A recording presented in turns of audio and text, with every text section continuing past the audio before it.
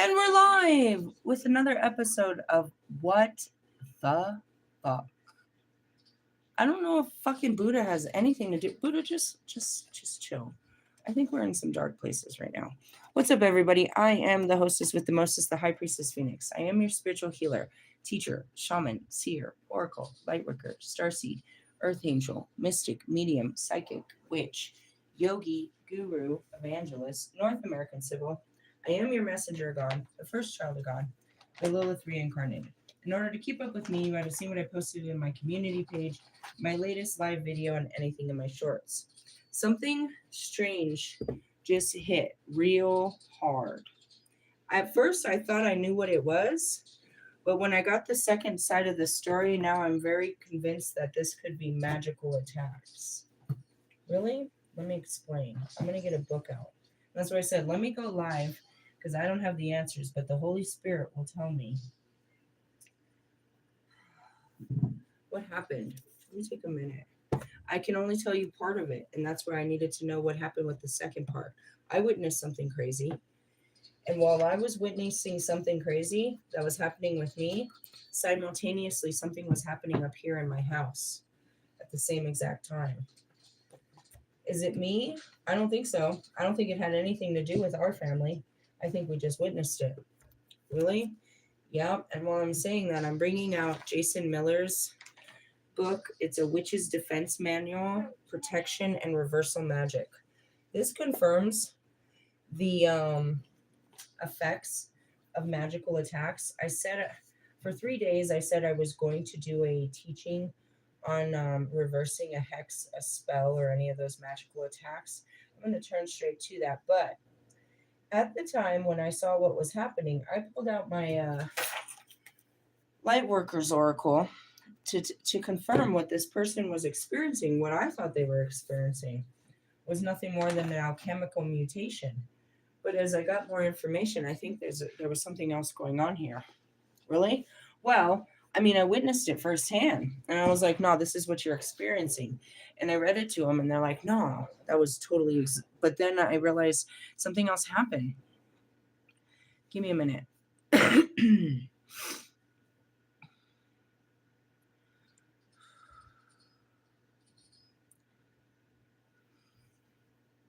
I mean, I don't know. I feel like this is magical because of what was said. So let me explain. B came up to visit with me. I invited her up to visit. I just went shopping. And I invited her up to come check out the new room. I was like, there's plenty of room. So we came up and stuff. And, she saw the baby was just hanging out. And like it always does with the kids in the door. So, all right, well, we're going to go out and have a cigarette. We go out to smoke while the baby's fine up here with the kids. And B has like what I believe is an episode of alchemical transmutation. And as I'm watching her go through this, I tell her what I remember of the description of it. And then I come upstairs and I read it to her, right? So it was like, the alchemy is an empowering gift of love. Symptoms like this can be challenging. They may include headaches and other aches and pains, flu-like symptoms, inexplicable and nearly overwhelming fatigue that lasts for days and suddenly vanishes along with surges of new energy. We also may experience pinging in the ears, increased sensitivity to light or sound. That's what causes those fucking migraines. Hormonal imbalance and hot flashes, excessive sexual energy, mental obsession or mood swings, aggression and unintentional harsh reaction to people. Okay, so this is what happened. Let me explain. This is what I told her was happening to her, and then I read it to her when she got upstairs. But what really happened, we were just sitting next to each other. And she's like, dude, my side hurts like real bad. It doesn't feel good. And I said, where? And she pointed to it. And I was like, yeah, that's your solar plexus, bro. Your self-worth. You took a blow to your self-worth today with that. Realistically, you'll have to hear the story earlier. I was like, so yeah, that's probably hurting. It's getting filled with, new energy. And then all of a sudden she's like, bro, I don't feel so good. I feel like I'm going to get sick. and she starts to kind of hang over and stuff. And she's like, oh, I feel like gassy or I'm going to like throw up. I was like, yep, that's where that is, dude. It's like, it can't go down. And she's like, dude, my chest is hurting. My chest is hurting. And she starts to fall over a little bit. And she's like, dude, I don't feel so good, bro. Don't feel so good. I'm really hot. I'm feeling really hot and really dizzy. And I don't know what's wrong with me. I was like, it's going to be okay, dude. I've been through this. This is alchemical transmutation, dude. You just went through a lot of fucking emotional ups and downs. And the crash of this really hurts.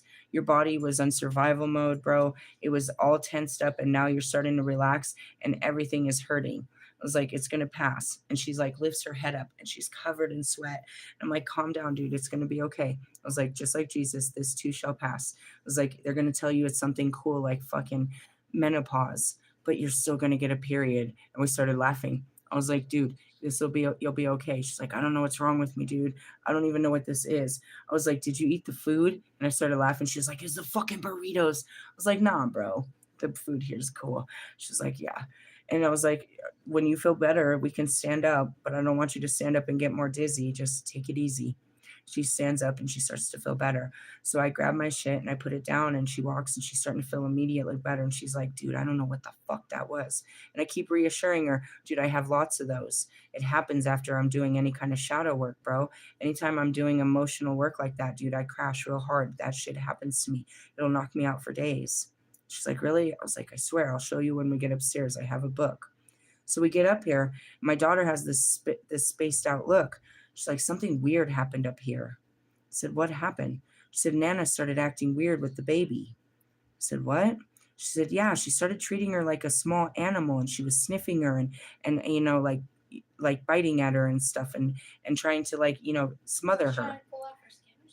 She was trying to smother her and shit. And she's like, I tried to pick her up and she kept trying to get to her. And it was real weird. And the baby started acting weird. I was like, what invoked this? She said, nothing. The baby just was chilling. And all of a sudden that she started acting weird, and the dog started aggressively sniffing her. She said, I've never seen the dog act like that. I was like, are you serious? So she tells us that, and she grabs the baby. I read her the book and stuff, and she walks over to the elevator, and I come back and I start asking her more about what what happened.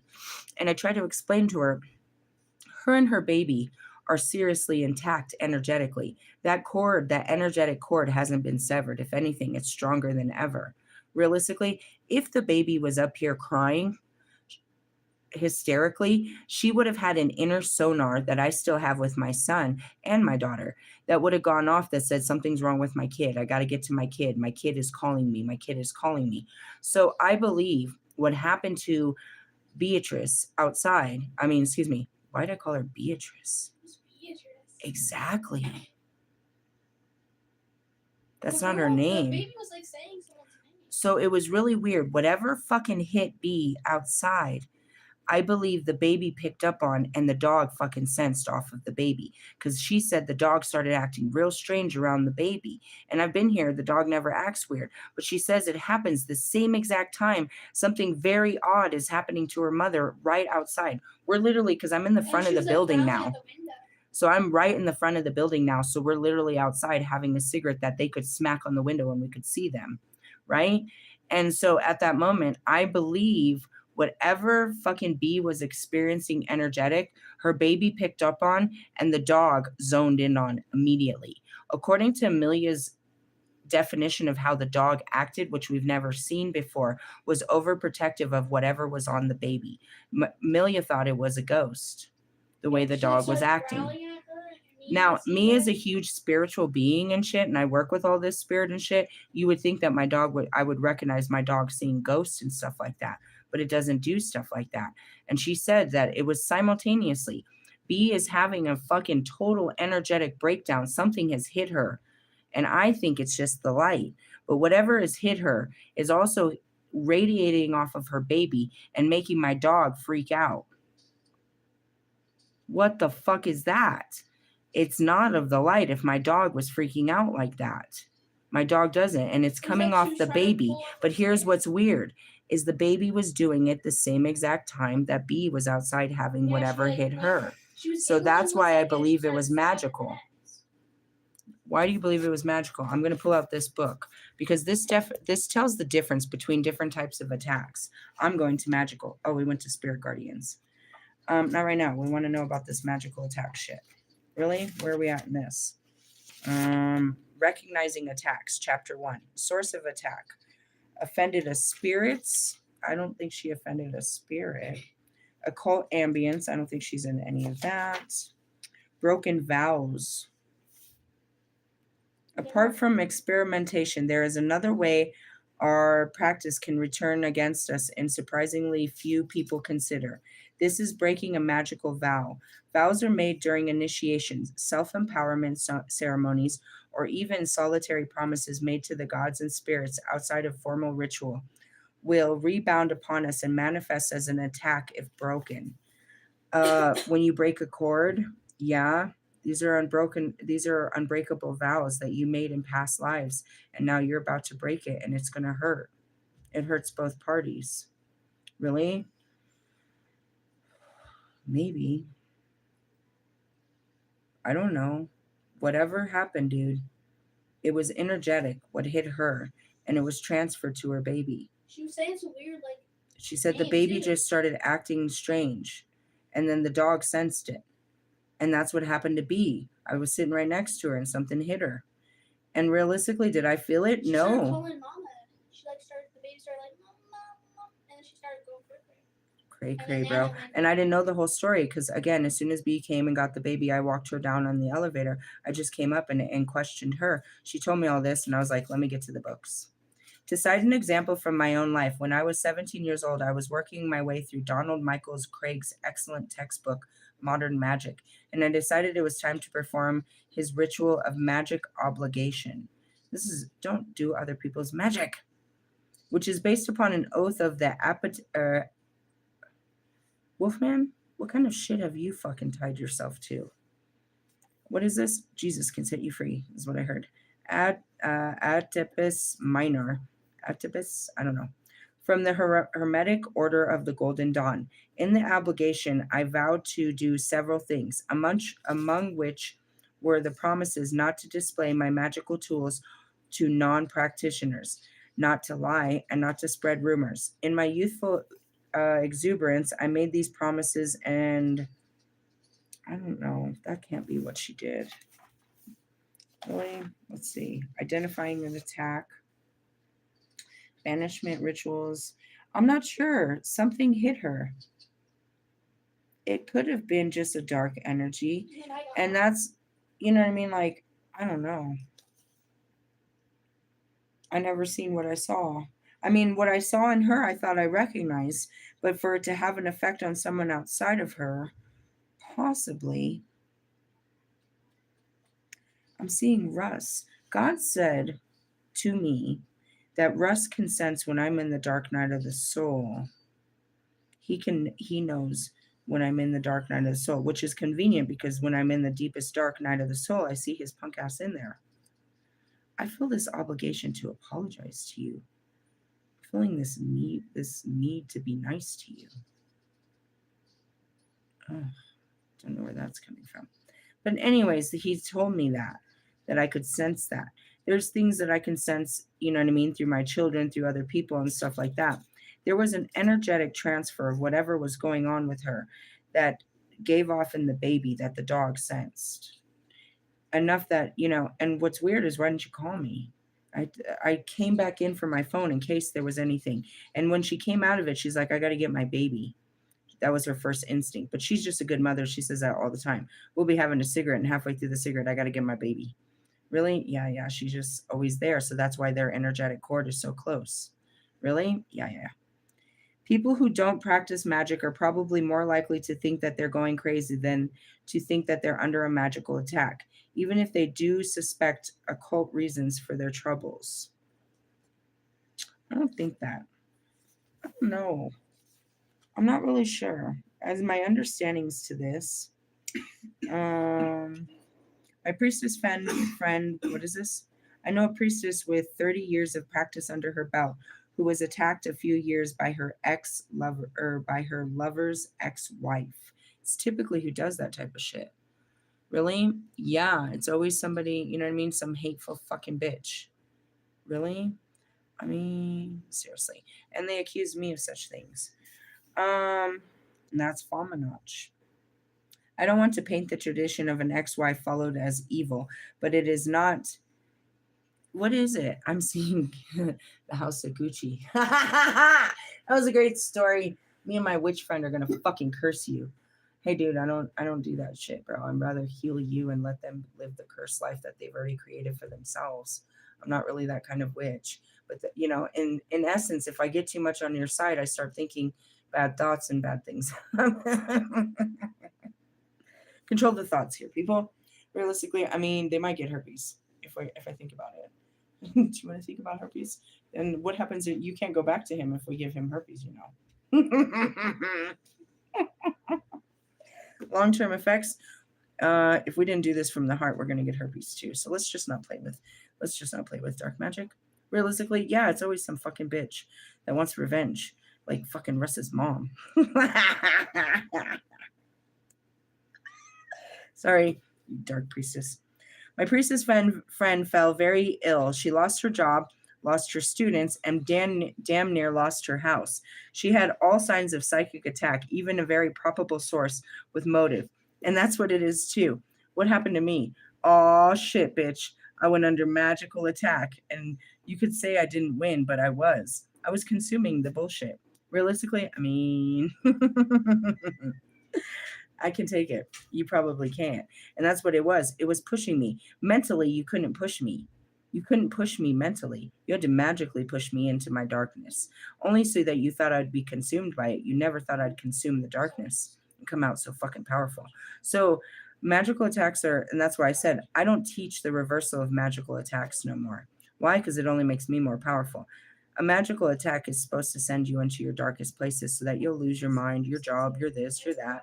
It attacks your energy, right? It brings you down. So some fucking hateful bitch is always trying to bring a bitch down. Wonder why I call you bitch. Realistically, you're fucking with my vibe, dude. Quit being so fucking negative. Really, that's what it is. Nobody likes a happy person. Why? Because they're not happy. Just want to fucking fuck up somebody's happiness. Really? Oh, yeah. Especially a bitch that couldn't make it work with your dude. Like, I couldn't make it work, so I don't want your relationship to work. Bitch, go try to make it work. I gave it everything I had. Good luck. If you win, I will fucking bow to you. I'm not fighting you, and I hope he never comes back. I gave everything I had. Fuck you, fuck him, fuck this. I'm out. Realistically, I'm not the one. Jealousy is not my thing. No, but I might have been a little maleficent in my Lilith days. I was just having fun. Maleficent, just fucking around. Anyways, magical texts, they're for real. Really? I mean, there's people that do what I do. I don't even know if they do it publicly. I mean, there's a lot of these jokes going around for Valentine's Day talking about I'll fuck with your ex-husband and boyfriend and stuff. I don't know, bro. I don't. I don't encourage you to feel angry.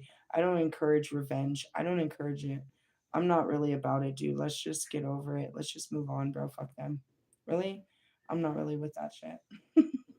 I'll fight for you if there's a fight to be had, but really, it's pick your battles wisely. This isn't even worth it.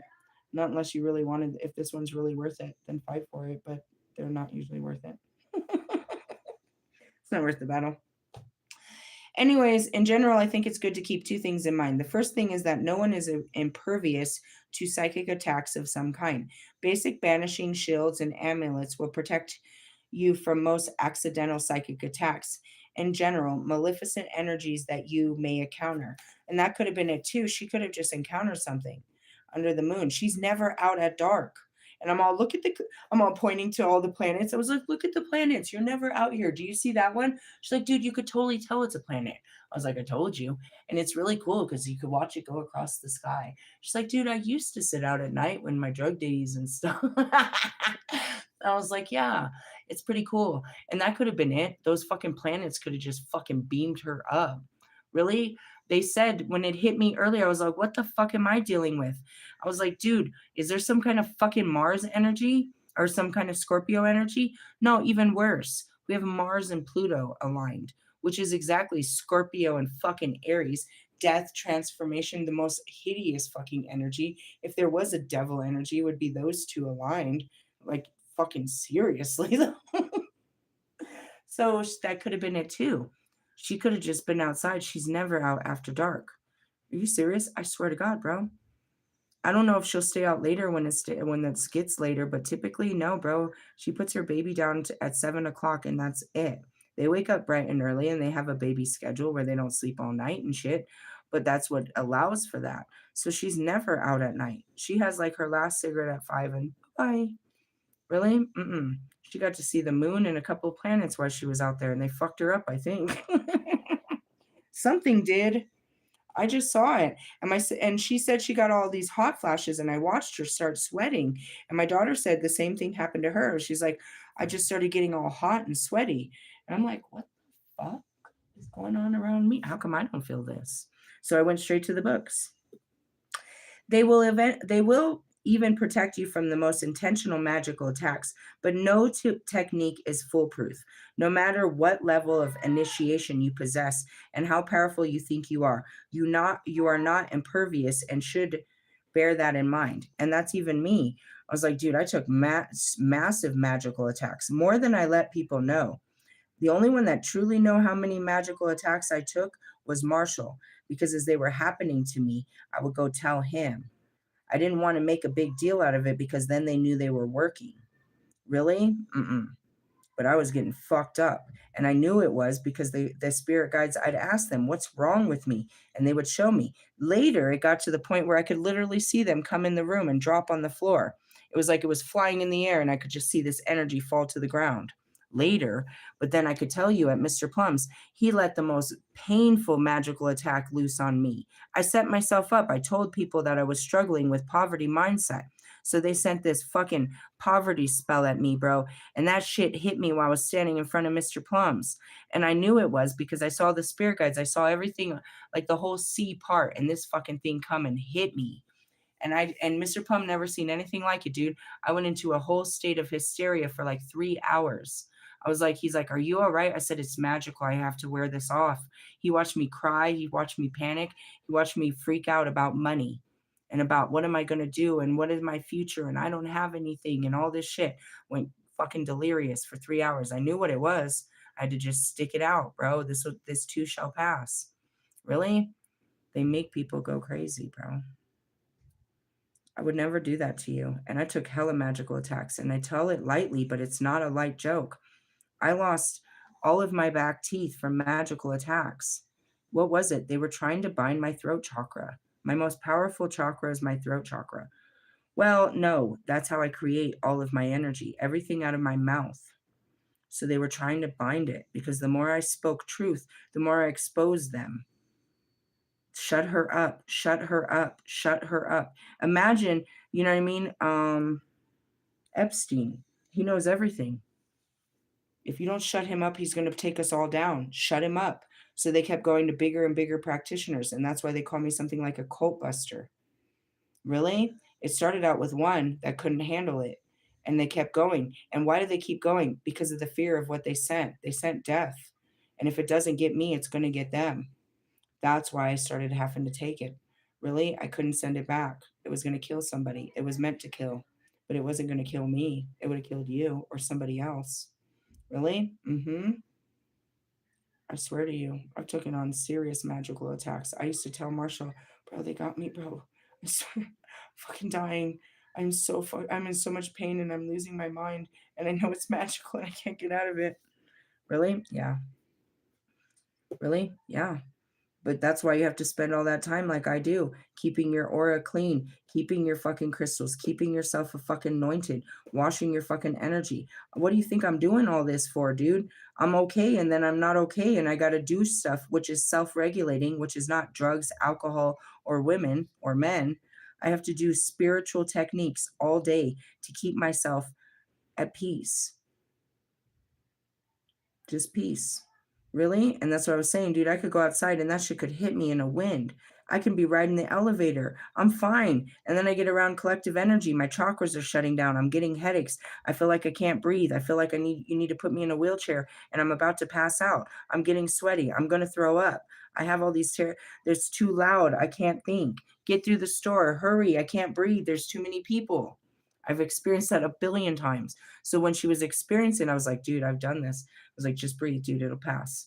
And realistically, I'm trying to explain to her, I was like, dude, all that shit that was hidden, those stories of your past and this happening again and you processing it just came out, bro.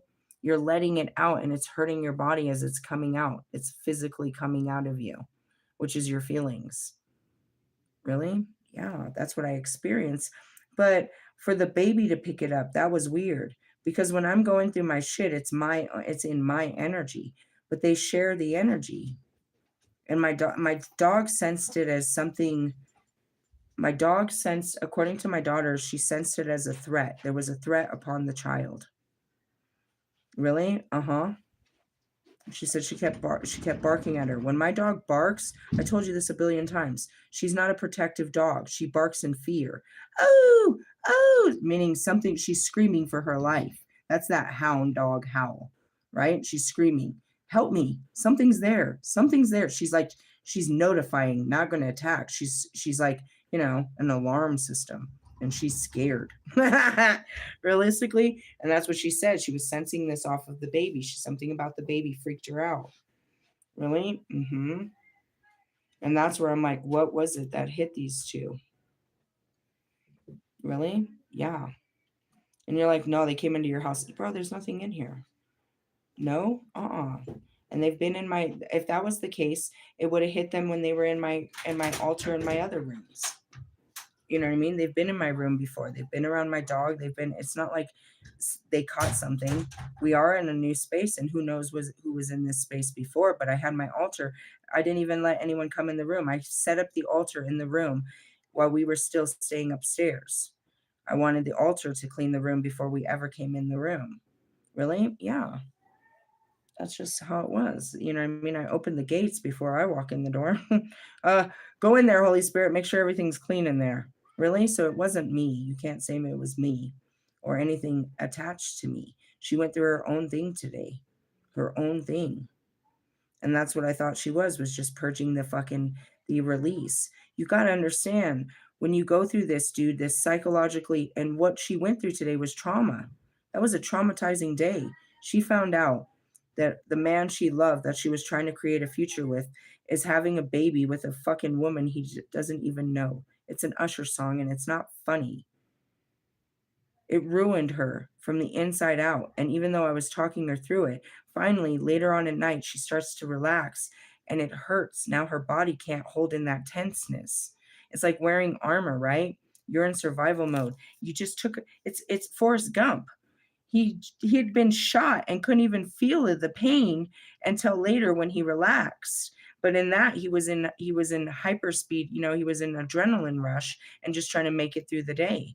And then when it settles in, it hurts. So that's what I'm saying. On a Friday, I can do this. But on Saturday, that shit fucking hurts. On Sunday, I'm numb to it.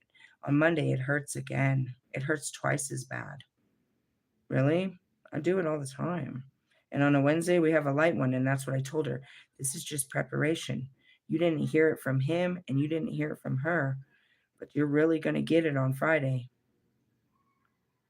As bad as today was, the real reality will hit her on Friday where she'll have to make the decision to walk away.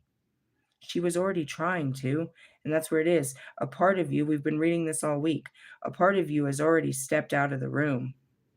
You just need to align your outside with your inside. Inside, she had already let go of this man in this relationship and was trying to explore new horizons. And she'd felt that new discovery with me when we went out to the clubs and that new vibrancy in her new life, trying to get a new house and being optimistic. But trying to shove him into her new vision wasn't going to work. So God had to make it clear. She already had her suspicions. He had to solidify it. So right now she can still say, well, I'm not really sure because I haven't confirmed it. He didn't really say no shit, but what he did say confirms it, which is what she asked him. And he said, no, but you already said that we're not going to have a chance. So what's it to you? Meaning, like, you know what I mean? Like, okay, whatever. And so that's where it is. It's like, she's, again, give it a couple days. She'll regret that this happened and try to, the mind will try to soften it over and, you know what I mean? Try to roll over to its old reality, and it's going to come in twice as hard. Really? Mm-hmm. Tomorrow's going to suck. Hopefully, maybe not. Thirsty Thursday, hopefully not. But it doesn't matter. You can't control the days of it. It's gonna be worse fucking. And then you got the full moon. Fucking bitch. Realistically, yeah, it's building up to a full moon. But you got Friday, which is the heart energy that's gonna push this all back to the surface. And then again on Monday, it's Saturn pushes it to the limits. Then again on Monday, when you're in your mind and your emotions, and I believe that's the full moon, which is also fucking the light. You're getting blasted with the new light too. She's feeling it, bro, and it's showing in her life. But who's else? I have my own battles over here, but that's what it normally looks like. The whole thing that made me think this was magical was the baby. How the baby acted and the dog reacted. Because I do this shit all the time. My dog doesn't act up. There is usually an inverse relationship between the instance that someone is being magically attacked and the probability that they actually are. Whether do they actually or whether due to actual delusion or just to a desire add a bit to the drama of their lives. And that's where a lot of people think they're under magical attack when they come to me. They think they're cursed. Somebody put a curse, and they usually will tell somebody like that. Then there was that dude at Walmart that wanted me to literally curse his baby mama. He's in a brand new relationship, married and everything, but he wanted me to curse his ex because she cheated on him, and he was still cold about that. And then we got to the bottom of it, and they both cheated each other. I was like, this is stupid. And you're in a new relationship with more kids, and you want to talk about this shit? Obviously, it comes to the surface. He's like, you scare me, Phoenix. I scare you, but you want me to do a spell and a hex to your baby mom? Shut up, bro. Come here. Let me heal you in the name of Christ. Really? True story, these fucking people. Symptoms of attack. When it does happen, spiritual attack can manifest in symptoms numerous ways, varying strength. I divided the symptoms into three basic categories: external conditions, mental conditions, and physical conditions.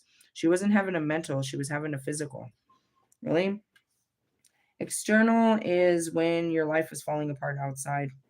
I don't want to get into all of this. Mental, Santeria. And that goes back to this fucking contest that's down there that I told you is dangerous.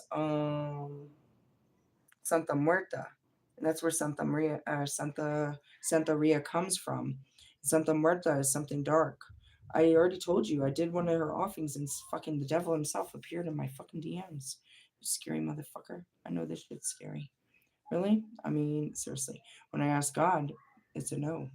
And then you go pray to this shit and it's a yes. Uh-oh, it's a no. This is automatically a no. A Santeria I know was having problems with her neighbor. Oh yeah, I remember this one. Mental attacks. Let's talk about the physical. There can also be physical symptoms associated with an attack. Headaches are common early warning. Headaches that where the scalp feels stretched too thin over the skull are particularly indicative of an attack. Sometimes when we lie down asleep, these aches will gather on one side of the head, indicating a direction from which the attack is coming. After headaches, fatigue will be the next most common indication. These are particularly true in cases of parasitic or vampiric attacks. What is that? Somebody that's feeding off your energy. And that's the truth. And I told her that. I was like, he's using you for all he could get. And now he'll have to use her. Really? Yeah. He's not contributing, he's using. In parasitic cases, someone of the weak constitution, the energy physically drains someone who possesses higher vitality. This is most often unintentional and occurs commonly between family members or close friends, particularly when one is in the position of caring for the other, thus giving rise to the old age The caregiver goes first. In actual vampiric attacks, the attack is usually intentional, and there exists a whole corpus of occult teachings on vampiric magic. The first type, and that was me, they were trying to put binds on me so they could feed off of my energy. Why? Because I have a great energy, I have a great vibe. So they wanted to tap into it and use that to feel good. Russ and his girl were trying to use my vibe for at least the first year. You know what I mean? Blowing themselves up. How did they do it? They put on the idea that they were me. Just an idea of their head. But after reality sunk in, they couldn't keep this image up. So they went back to their same low vibrational ways. But if you start thinking you're me and you start thinking you have my powers and that you're this, you become this weird version. And it's all this perception. And you start believing that you're better than yourself. And it looks weird to everyone outside of you. You're a whole fucking doppelganger. But somehow you empower yourself to believe you're something better than you are. Realistically, people do it all the time. These two love to play dress up. The first type of vampire is a living person who draws vitality from other people. Really? Yeah, I told you. He learned it from his mom. They're energy harvesters. They're the type of people that, like, they start incorporating your behaviors and starting to become your friends, and they start like liking the things you like and the people you like, and they start doppelganging you, bro. Little by little, they're putting you on. They're just trying to it looks like a friendship or something, but little by little they're studying you to become you. They're slowly trying to become you. Why? I don't know, it's weird. I'm telling you, watch them. Russ and his girlfriend are famous for dressing up on the internet as other people. They try to become other people. Really? People that they are inspired by. That's not what inspired means, dude. You're making this a whole Halloween costume, and I'm not your fucking Halloween costume weirdo. Yeah, they want to put your skin on. That's that saying. It's fucking creepy. And that's another reason why I don't share my appearance. Why? So I have a bunch of fucking lookalikes? You guys look alike, nothing like me. And that adds, and I'm serious, go look at her pictures, scroll way down. You'll see her wearing pictures like me and doing her hair like me, wearing fucking hats and shit. The bitch is fucking crazy. Really? And then you got Russ trying to talk like me and trying to be all fucking. They're fucking weirdos, bro. These fucking people, bro. They have no identity, so they try to put yours on. They're fucking weird. Why? Because people like you, so they want to be like you. They want to be like you so much, it becomes this weird obsession where they try to be like you.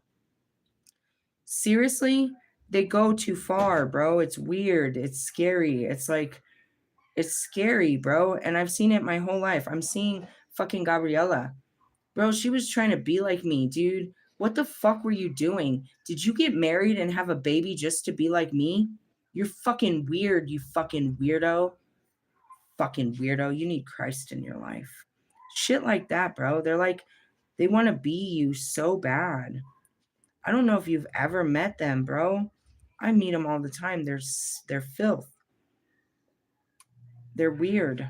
They start like just by like liking you, and then they start like trying to dress up like you and talk like you and do the things that you do, and they like try to over impress you. It's so fucking ugh.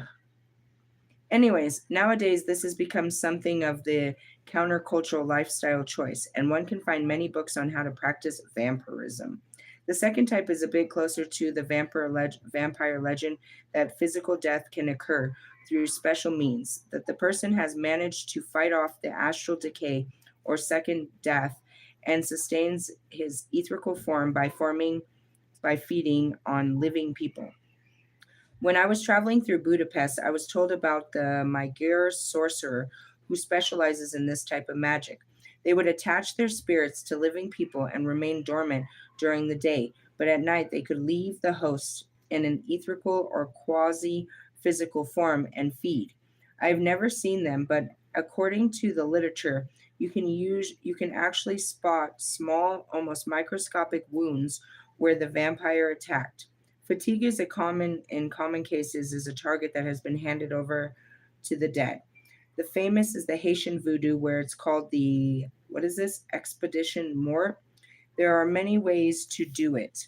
All right, I'm guilty of this. Fine. Where did they learn voodoo? Me. Why did they learn it? Well, I'm kind of dean. I taught them magical attacks to defend themselves. They didn't have weapons.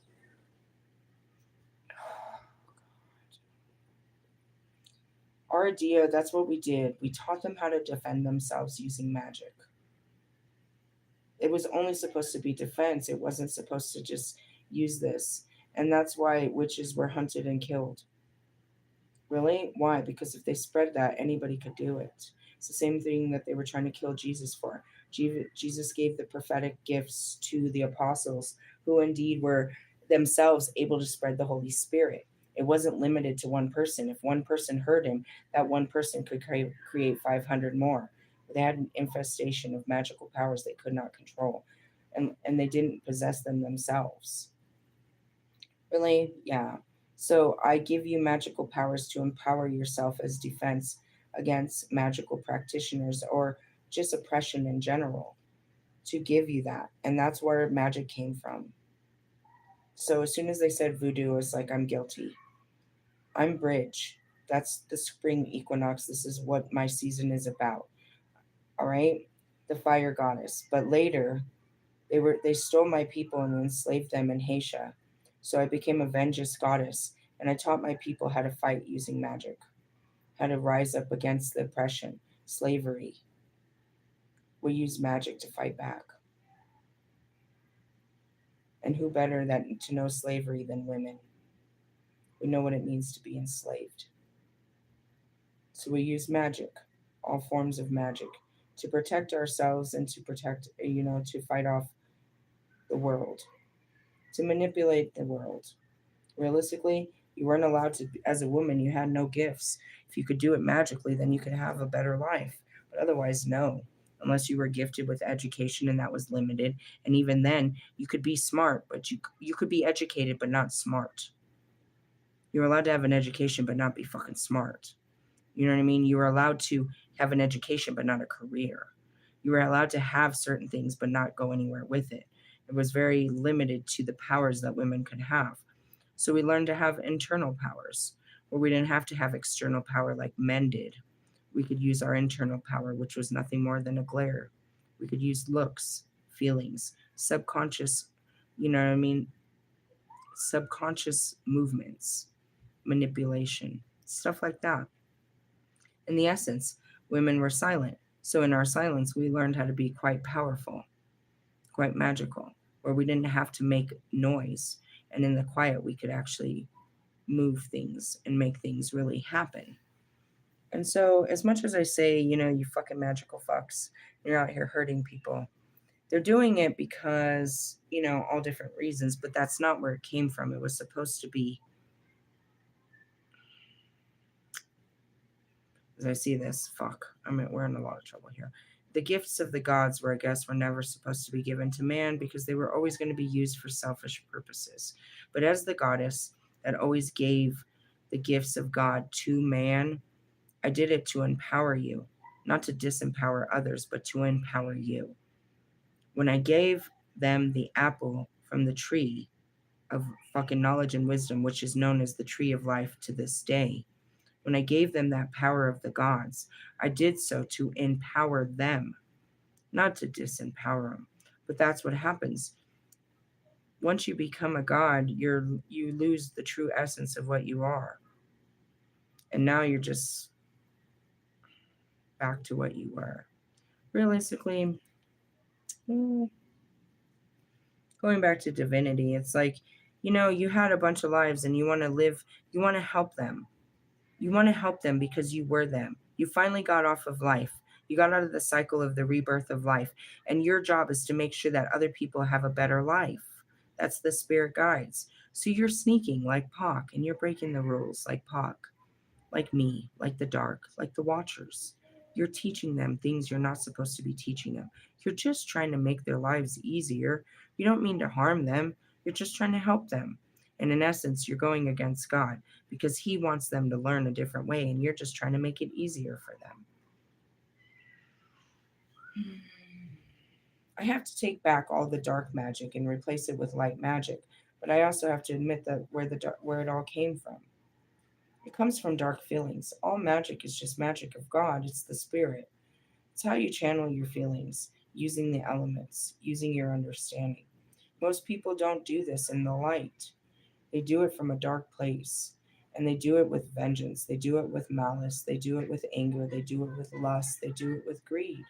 They don't do it with the intentions of helping people. They do it in the intentions of helping themselves. That's why magical folks seek the power of magic to empower themselves. Any source of dark empowerment, you're coming to the dark goddess. You're not going to get that from a dark lord. And Wolfman can stand here one day and tell you that. The dark lords don't give you the power, they give you the action. All the dark powers comes from the dark feminine. He'd been invoking dark feminine energy forever. He never knew it was going to come in a human form. It didn't make him want it less. He just didn't know how he was going to capture this energy. Now he knew it where it was. How can I get it out of her? So what does he do? Pray to Lucifer, ask him how to take me. Well, this sounds so familiar. And I said freely, I'll give you my energy if you can match me emotionally. But then if that's the case, you don't need me. And that's all it takes. And I tell you that as I tell everyone. You want something of mine that's already yours.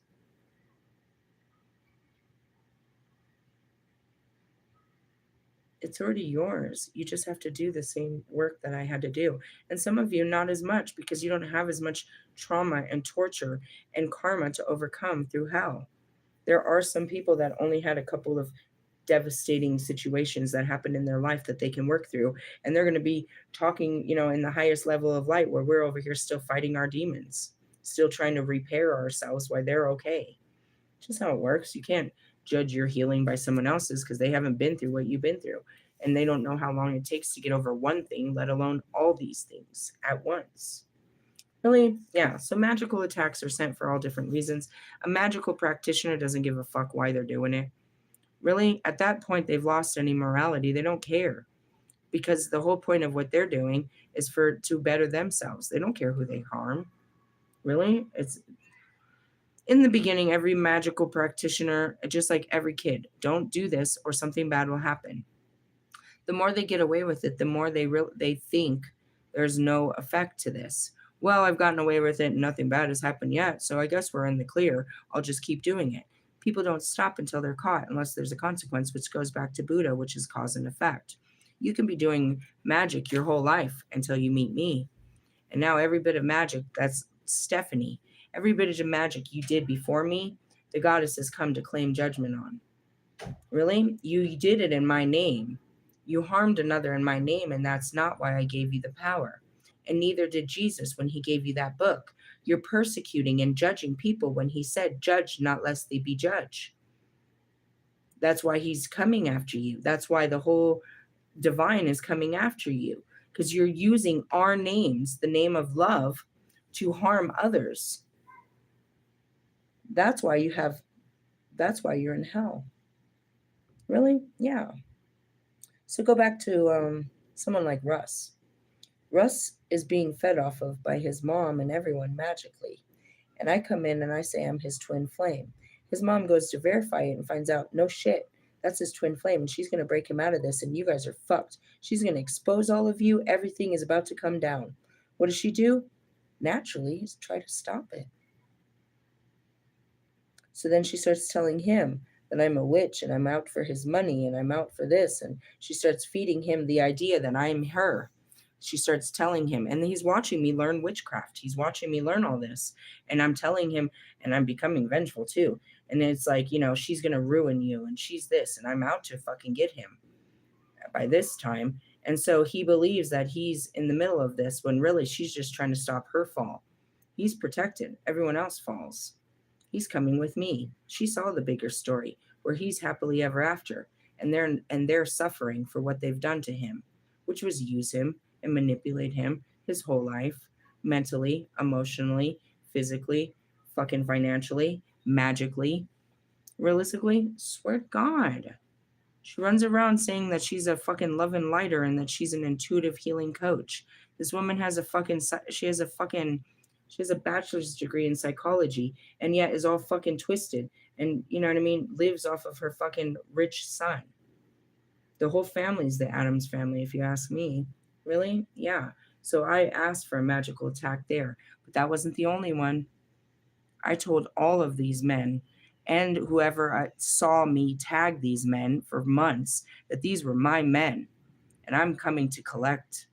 You think I didn't ask for magical attacks and some more shit?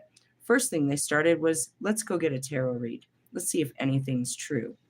Yeah, she really is. And they're a divine counterpart, and they're twin flames, and this and that.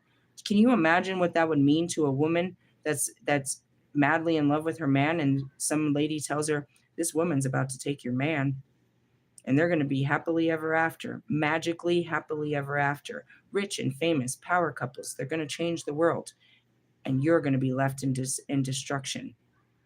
They're not going to let that happen. So it wasn't just one twin flame and their karmics after me.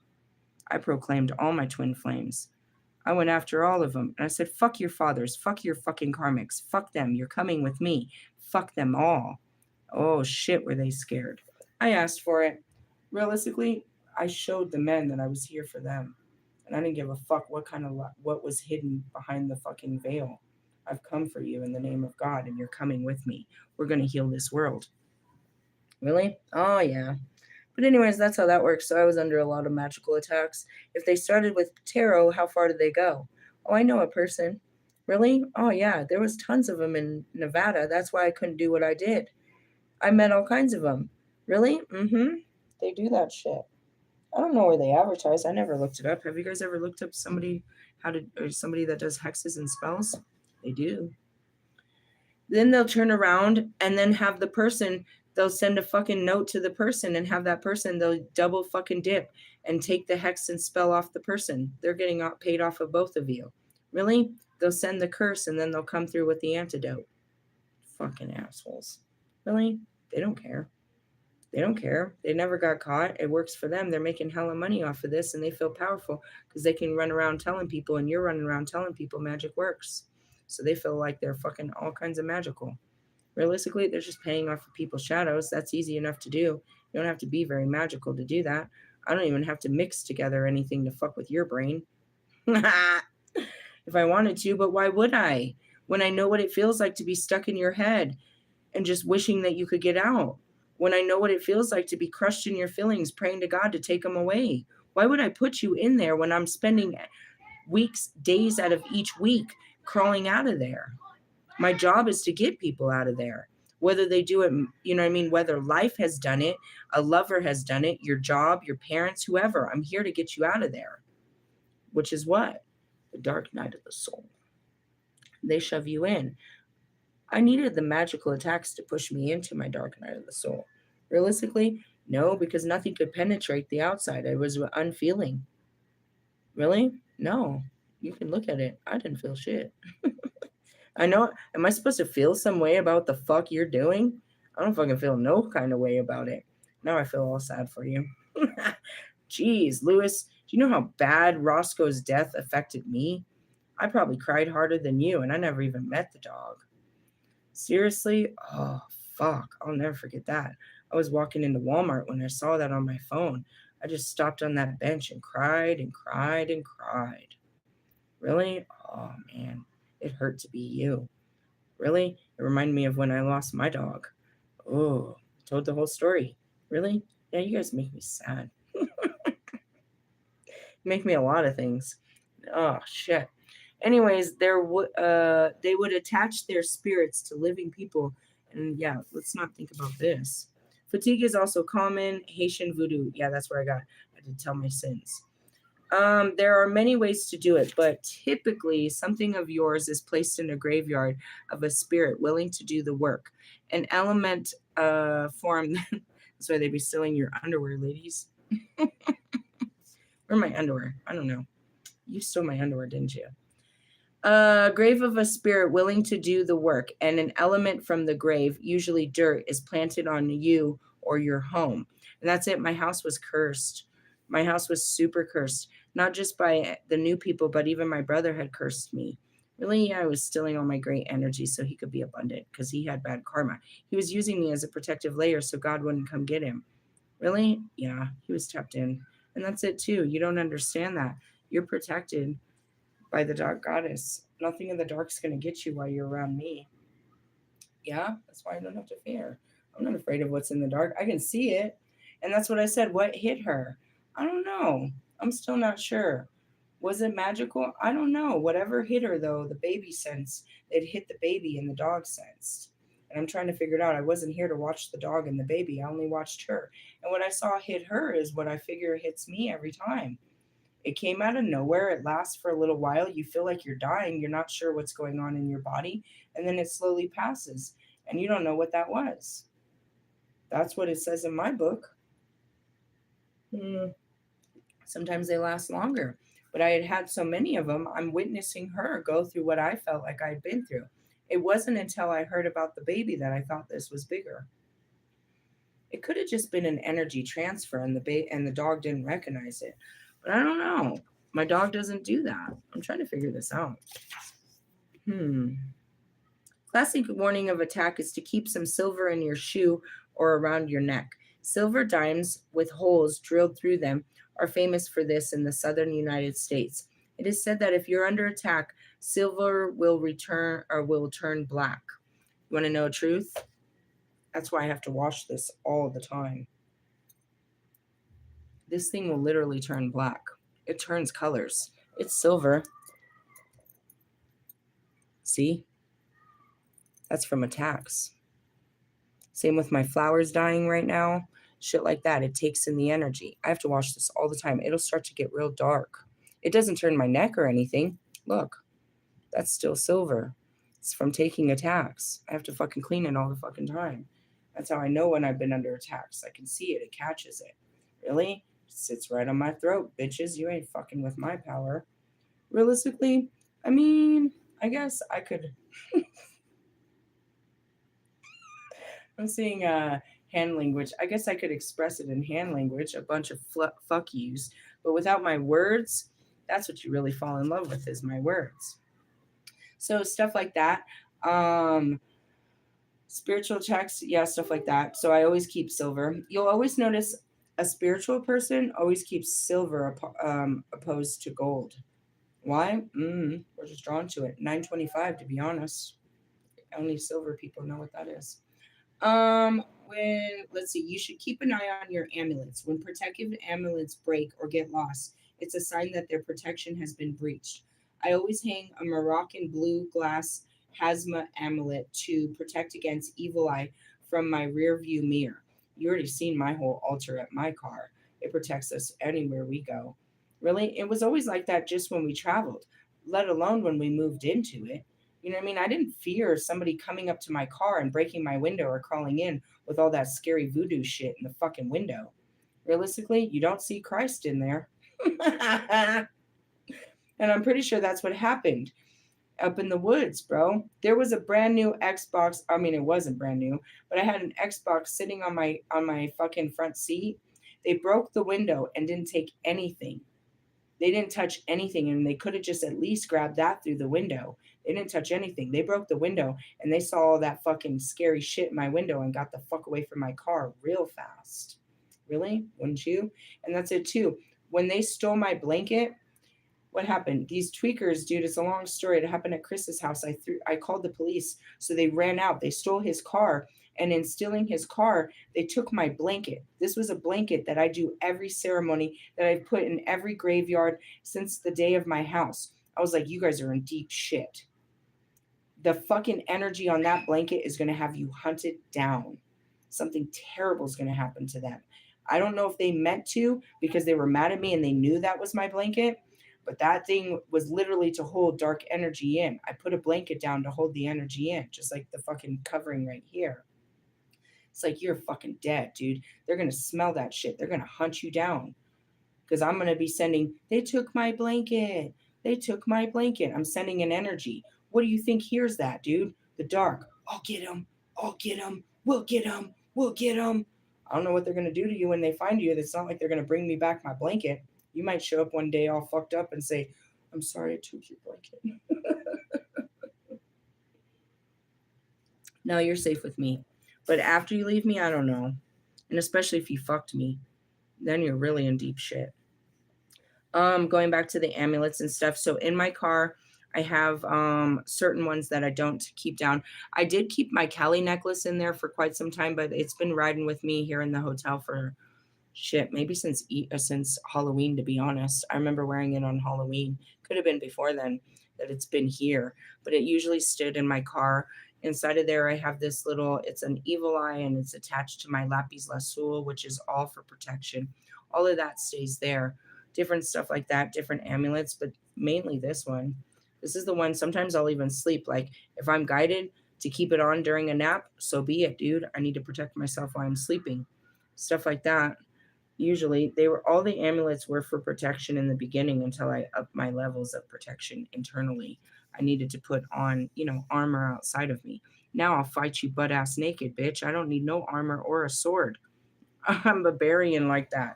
Really? Yeah. I tell you to start with a citrine first, and I already told you to carry woodworm and mugwort in a small bag in your either in your wallet or in your purse, and you can put I don't know, with the kids it could look like they're carrying drugs depending on how you package it. I guess if you packaged it in like a little um what are those, potpourri bag, it wouldn't be so weird. But actually mugwort, dude, kind of gives them weird dreams and shit, so I don't know. Mugwort is spiritual. It's a spiritual herb. So, I mean, I give it to my kid when I walk her into, the witchcraft store in certain areas, but I don't. I keep it on me, on my person, or I used to. I don't even, I think I gave mine away. Really? Yeah, it's not a huge deal. It is in the beginning. Let's see. I always keep a Moroccan blue glass hazma amulet to protect against evil eye from my rear view mirror. A few days ago, before I started getting those traffic tickets I mentioned earlier in the chapter, the amulet broke. I didn't think anything of it at the time, but if I had been quick with the reading, I might have avoided getting those tickets. Meaning your plants die. I seen that happen in Mr. Plum's, dude. Animals were taking magical attacks from me, bro. Really? They would come up to me and then all of a sudden they would die, bro. And it was like they were taking the curses for me. They were taking the hits. Your plants die, shit like that. Really, everything's trying to protect you. And people are, if they're not magically, and again, I had magical attacks. People are sending fucking psychic attacks. They're sending hate energy at you all the time. Especially, you know what I mean? Your lover's ex lover. Why? They just are hating. I fucking hate that motherfucker. And I hate his new fucking lover. And I hate these motherfuckers. And I fucking hate it. Your fucking mom hates me. Your mom hates me, bro. I can hear her thinking about me right now, how much she doesn't like me. Shit like that, bro. My fucking coworkers hate me. They're sending hate crimes, bro. It's energy. And for someone that's like me, you can feel it, bro. Really, it brings you down. And usually it comes with a face. You know exactly who's hating on you. You hating motherfuckers. If you don't keep your energy. All right, let me teach you guys something on an entry level. This is just nothing more than a prayer, but it's a spell. And if you believe in it, the more you believe in it, the more powerful it becomes. In the beginning, when I was in attacks, I learned how to return magic. All right, so it's just a couple of words that I would say regularly, mixed with some herbs and stuff like that. I did stuff later, but sometimes you can't. All you can do is say the words, and that's why they say there's power in the words of Christ. So, basic is I return any energy that's not of me to the sender in the 3D. I used to put an extra and say, I bind that energy to the sender in the 3D for all to see. I call back my own energy to me. Something like that. So, what they're doing is you're sending back whatever they sent to you, and you're calling back whatever they took from you. Now, the problem with that is, again, I was doing these all day. A return to sender is what that's called. And so throughout the day, I would just be like, I wouldn't feel so good. And you know what? I'm calling back my own energy from anyone that's outside of me. And I'm sending back any energy that's not of me to the sender's energy. And I bind it times 3 for all to see. And that was hateful. Now I'm upping it. Anybody that sent me some shit, I'm sending it back times 3. I'm binding it to them. And I want everybody to see. That was kind of hateful. And it was dangerous because now I'm upping it. I'm upping you times 3. Don't say that. You don't need to do that to them. You don't need to fuel their fire. You don't need to match their energy times 3. Just send it back and call back your own. And that's any day. Throughout the day, you remind yourself and you tell the universe, hey, universe, I'm calling back my own energy to my own being. And I'm sending back anything that's not of me to the sender's energy, and I'm binding it to them in the 3D. Really? Yeah. And so every time they send it to you, you do that. You do return senders throughout the whole day. Really? Yeah. And then there's the prayer when you go to sleep. Where do I sleep? I sleep in a very special place. And I had already said this prayer enough in the beginning that I don't need to pray it upon myself again. After it's set in stone, and there it stays. So I lay myself in the room. All right, how was this? In the room of mirrors. Really? Mm-hmm. Behind the flame of justice, truth, and justice. What does that mean? That's where I lay myself to sleep. What does that mean? You'll have to go through truth and justice and through the place of mirrors. And if you can face both of those, then you can access me. Really? That's it. But on your way to find me, you're going to have to go through truth and justice, and then you're going to be faced with the mirrors. And most people will get caught and die in there. Really? They have no business looking for me while I'm asleep. They have no business trying to access my spirit. If they're doing it, they're going to face truth and justice for whatever they're trying to access. Secondly, in order to access my spirit, you're going to have to go through the mirrors, your true intentions. You're going to have to face yourself to find me. Who can meet me over there? Only my soul tribe. I'm surprised. Most of the time it's someone like Russ. The fuck are you doing over here? How did you get through my traps? What the fuck? Really? How does he do it? Love. Love is the access. Really? He really loves me. He loves my spirit. And that love can carry him to wherever I'm hidden in time and space. He can find me. Really? He knows he knows my energy so well that when I'm giving my love to Bobby, he knows something goes off in him. And similarly, somehow Wolfman started to catch on to it too. Oh, Russ in seconds. It's like my mom's going to catch me. Russ is going to catch us. Second you start messaging me, Russ is going to know you're talking to me. It's a possessiveness thing. But again, he can sense it. Something's wrong. Something's wrong with her. Something's wrong. I don't know what goes off in him, but he goes off. Really? You can sense it. But then when I'm in these dark places, he's there. How can you be here? How can he be in the darkest dark and in the lightest light? When I got initiated into the light, he was there. It's like, what can travel through darkness and through light? Love. What is it? It's his spirit. Lucifer's love for Lilith can pass through anything. Really? Because it's true. He might not be true, but his love for me is. Everything about that guy might be fake, but how much he loves me is not. And I can say the same thing about Bobby. He can be a whole piece of shit, but I promise you that man loves me more than he's ever loved anyone. He doesn't know where it comes from, but it's there. Allie, you want to speak on this? Marshall? Lewis? Wolfman? It's past life. We carried love from another life for each other through every life. You didn't even know you loved someone like this until you found me again, and you don't even know what it is. It's from another life. It's not that we created a life of love in this life. We've created a life of love in another life that will find us in every life. Really? Isn't that pretty? So don't go around saying you're loveless, because realistically, you've carried love from other lives into this one. Maybe that's why you didn't have room for more love, because you're already bursting. Hey, I want to show you my snack. I wanted to buy these 2 days ago. I'm such a child. Really? They're new. They're Uncrustables, but this one, do you read it? Apple cinnamon jelly. It doesn't say apple butter. It says apple cinnamon jelly. Really? I'm a child. For dinner, I had sandwiches and chips. My daughter was craving fucking bologna and cheese. I was like, that's my mom, bro. That is my mom. That is my mom coming through you. So we just had sandwiches for dinner. Really? Very white people thing. I'm very excited about that. Can I show you this other thing? Oh, I ate it. Well, at least I'll show you the fucking trash. I bought this by accident the other day, and it was the most delicious thing. I had two of them, and I gave one to the baby, and then I ate mine. Have you seen these? This is yogurt, but it said whipped. And I didn't know that. I bought it by accident, and I stick my fucking spoon in it. I'm like, what's up with this? And what is it? It's like whipped cream, bro. You gotta try it. Really? Inner child stuff. And that's what I told her too. Let me give you some snacks after you're going through all of this. Why? Because why do you think girls run to ice cream when they're going through heartbreak and shit? They eat their feelings. You actually need a huge dose of sugar. Really?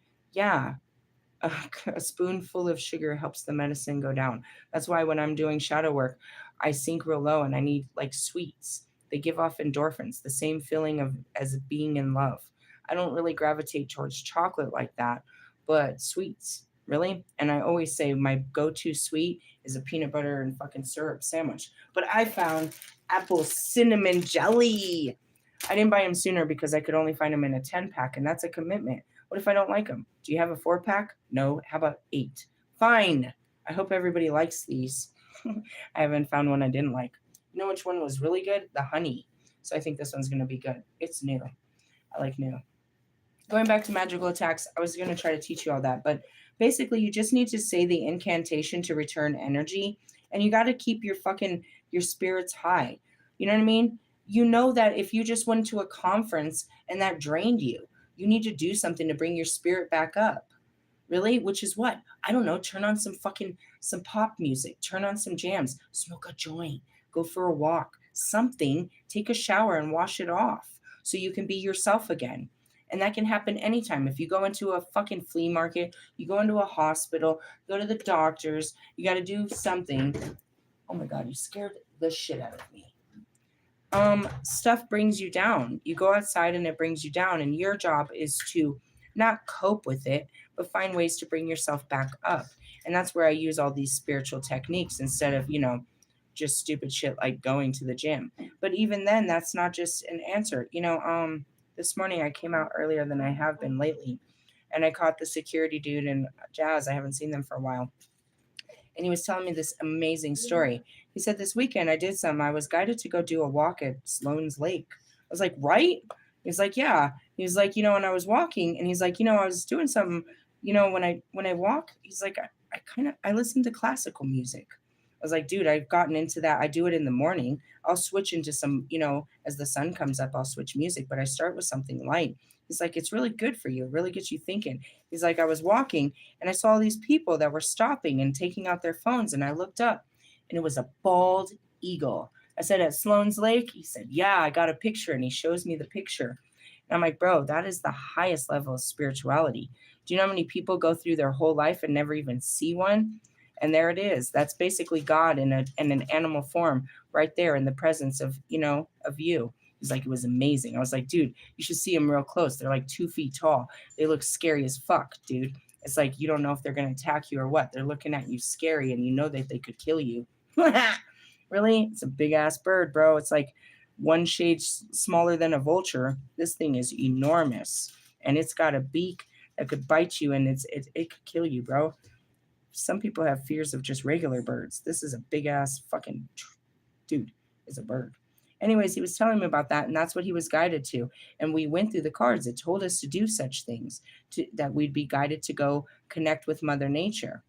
And that's what I was trying to explain to him. Even though you were just sitting there like everyone else, it was a piece of art, and you were experiencing something next level. To be a witness to the highest level being that we know here on earth, which is the eagle. The only thing higher than that is like seeing, what? A lion, a tiger. What do you see that gives you that same feeling? Those other ones come with fear. This is just absolute respect and reverence to the very animal in front of you. And it's an energetic flow. And if you wouldn't have got up, and I'm sure he doesn't live by Sloan's Lake, but that's where you are. Colorado calls you to these colorful places to connect. And he's just doing a typical walk. I don't even know how big Sloan's Lake is. Walk around this lake, and he just happens to connect with the highest level of spirituality, all because he heard the calling. People, that might be the only time in your life you ever see one. And it's a good thing you woke up that day and you heard your spirit go tell you to go for a fucking walk. It didn't tell you to walk on your block. It told you to go somewhere special where he tells other people to walk so that you could have a special experience. Really? He's like, I ain't never seen that. It's like, I've seen him over there in Lakewood. I stayed over on the other side, so I seen him in Lakewood. And I told him, I was like, I seen him in Aurora. I seen him in Commerce City. I seen him over by DIA. They're over here. They're in Colorado. But the most I seen, I swear to you, the most I seen was when I stayed in Wisconsin. They were flying all over the Mississippi River. They were all over. I was sure that if I went for a walk in the back of her yard, I would find a feather. And that's where I got, I'm not supposed to say that, but I also got it, I had seen that one. That's how I knew the Eagles were going to win the Super Bowl, because I felt it, and it was right there. I was working at the Federal Center, and I was like, stop the truck. And there was an eagle in the trees. And they're like, how did you know that was there? I was like, I sensed it. And we're all standing there taking pictures, and then it flies over us. And that's when I got the premonition that the Eagles were going to win the Super Bowl. But this was weeks before they even made the decision. They were still playing the Commanders. I was like, what the fuck is a Commander? I didn't even know what that was. 2 weeks later, that's when I got my Seahawks shit. And I was sure about the Seahawks were going to the Super Bowl this year. That was my sign. And then I started planning a trip to Washington to get to Alaska. I already knew this was all going to happen by signs and wonders. God chose. Do the Seahawks win? I'm not sure, but I knew for sure they were going to the Super Bowl. Now, if we look at cause and effect, what's more righteous, for the Seahawks to win the Super Bowl or the Patriots to win again? Think about balance. Does it have anything to do with preference? No, just signs. Really? That's how it all came to me. I don't give a shit who wins. All I know is I'm already right. I saw this a long time ago when God gave me and my son matching fucking outfits to wear for this day. I'm serious. Seriously? Serious. Can't even make it up. Anyway, so going back to it, fuck. Magic and all of this. I don't know. We got off a track big time on that one. It all aligns to the same shit. Anyone looking to diagnose medical or magical or physical attacks in someone is experiencing mental instability, is faced with a serious dilemma. On one hand, mental instability and illness can be legitimate symptoms of a real psychic or magical attack. On the other hand, mental instability or illness can cause people to think that they're under psychic or magical attacks, even when they aren't. How do you thread this needle? My advice, don't. And I learned this in the beginning. I'm not even going to investigate whether you're really under attack or not. Really? So let's go back to how the fuck did I end up with Santa Muerta? This guy, the stalker, he came up to me during a full moon fucking ceremony. It's a video that says the audacity. I didn't even know how to respond. I already told you to fuck off a million fucking times. Staff told you to stay away from me. I've told you a million times to stay away from me, but I'm under the full moon doing my full moon ceremony with my candles dancing. And he comes up and touches me on the back. And I'm like, what the fuck? And he wants to talk spirituality. And he says that he studies Santa Muerte, and he thinks he's cursed and she's out to get him. And I have this conversation with him. The next day, I'm guided to get her book, to get her oil, to get her incense, and start learning about this shit. I'm like, all right, cool. So I go and I start the initiation process. I put out the first offering, and I shit you not, I got Bobby in my DMs. And I'm like, what the fuck is this? God can't make him talk to me. Whenever the light is trying to work on bringing me a love, it's never him. But then I pray to this shit, and here he comes running. It was the scariest, most instant thing, dude. It happened instant. The very next day. I put the offering out that night. He was in my DMs the next day. Freaked me out. Realistically, I know this isn't of the light. Then I started, I go back to what I read. It started talking about as soon as you make the offering, you got to keep the offering going. It starts talking about how the physical things in your room, hauntings start happening immediately, how you could offend her, how all of this shit. All right. So then I tap into God after I've spent like 24, 48 hours in this trying to understand this spirit. I'm like, what the fuck? Where are you, God? He said, nowhere around that. And I start to understand this spirit is not of God. It never had a life. It never had an entity. It never had a home. You're praying to a spirit that opens a dark doorway that, based on your offering, will grant you any wishes, which is nothing more than a dark spirit. So we go back to this Haitian and all this shit of them putting dark spirits. I didn't really get into it. I'm not sure what it is because I saw it as immediate effects. And I'm like, ugh, I don't want this shit if this is what it's bringing. But we're going to tiptoe into that doorway. I shouldn't be scared, but I want to protect everyone. And at the same time, as you open these doors, you open it into your life. So whatever I'm going in is going to get on me. You can't go in there without it getting on you. Really? You can't learn magic without being under magical attack. No matter how you look at it. You can't get to heaven without going through hell. Really? Mm-hmm. So I'm treading lightly on whatever this is. But I know it is, and that's all I said. This is clearly a doorway to the dark. And if you make the right offering, if you do the right offering, it'll do your bidding. But I don't know what it is you're touching. I don't know what it is that doesn't have a form that's answering your prayers, your sadistic prayers. And my question is, why are you taking your prayers to the dark that you can't take to Jesus? Why didn't Jesus give it to you? Jesus and the light said this was no good for you, but this entity will give it to you as long as you make it a nice plate. This is dangerous. This is dangerous. Realistically, yeah, but I'm going to figure it out. But I don't know what's on the other side of that doorway. And I'm protected by God. But that's what I'm trying to show you is even as the dark goddess, I shouldn't be afraid of what's over there. It's probably something familiar to me. But as a human going into the dark realm, you have all reverence. I don't know what's over there. Am I going to be safe if I go in there? And that's where you shouldn't be idiotic. Even Jason Miller says in the beginning, even I can step in the wrong trap and be attacked and have to get it off of me. And it could take time for them to recognize that it's me. You're attacking me. These are just benevolent spirits. So, yes, these dark practitioners, they pull up the dark spirit of a dark entity, and this entity is raging and raring to go until it meets me. Which is what? The Lilith, the dark spirit, the dark goddess. You sent a lower dark being to the highest dark being. And realistically, that's where we come into agreement. And that's pretty much my spirit guides. They decide. It's not really me. The spirit guides are going to decide how to send this back and what the consequence is for you sending this at me to begin with. And that comes back to Jesus. He's always forgiving about the bullshit. Realistically, well, Pac might come and punch you in the face for what you've done. Right, Russ? Really? Did I deserve what you did to me? Or you're just taking out your feelings on me and I didn't deserve that. And my spirit guides want fucking, you know what I mean? They want some revenge on you hurting their fucking, their student. And that's God. Anything that's done to me is only allowed. But then you have my spirit guides. They don't want to see me fucked up. Their job is to build me up, not let nobody tear me down. And so if somebody gets in, they don't like Russ, especially Pac. Pac don't like Russ. Pac don't like the devil in my life.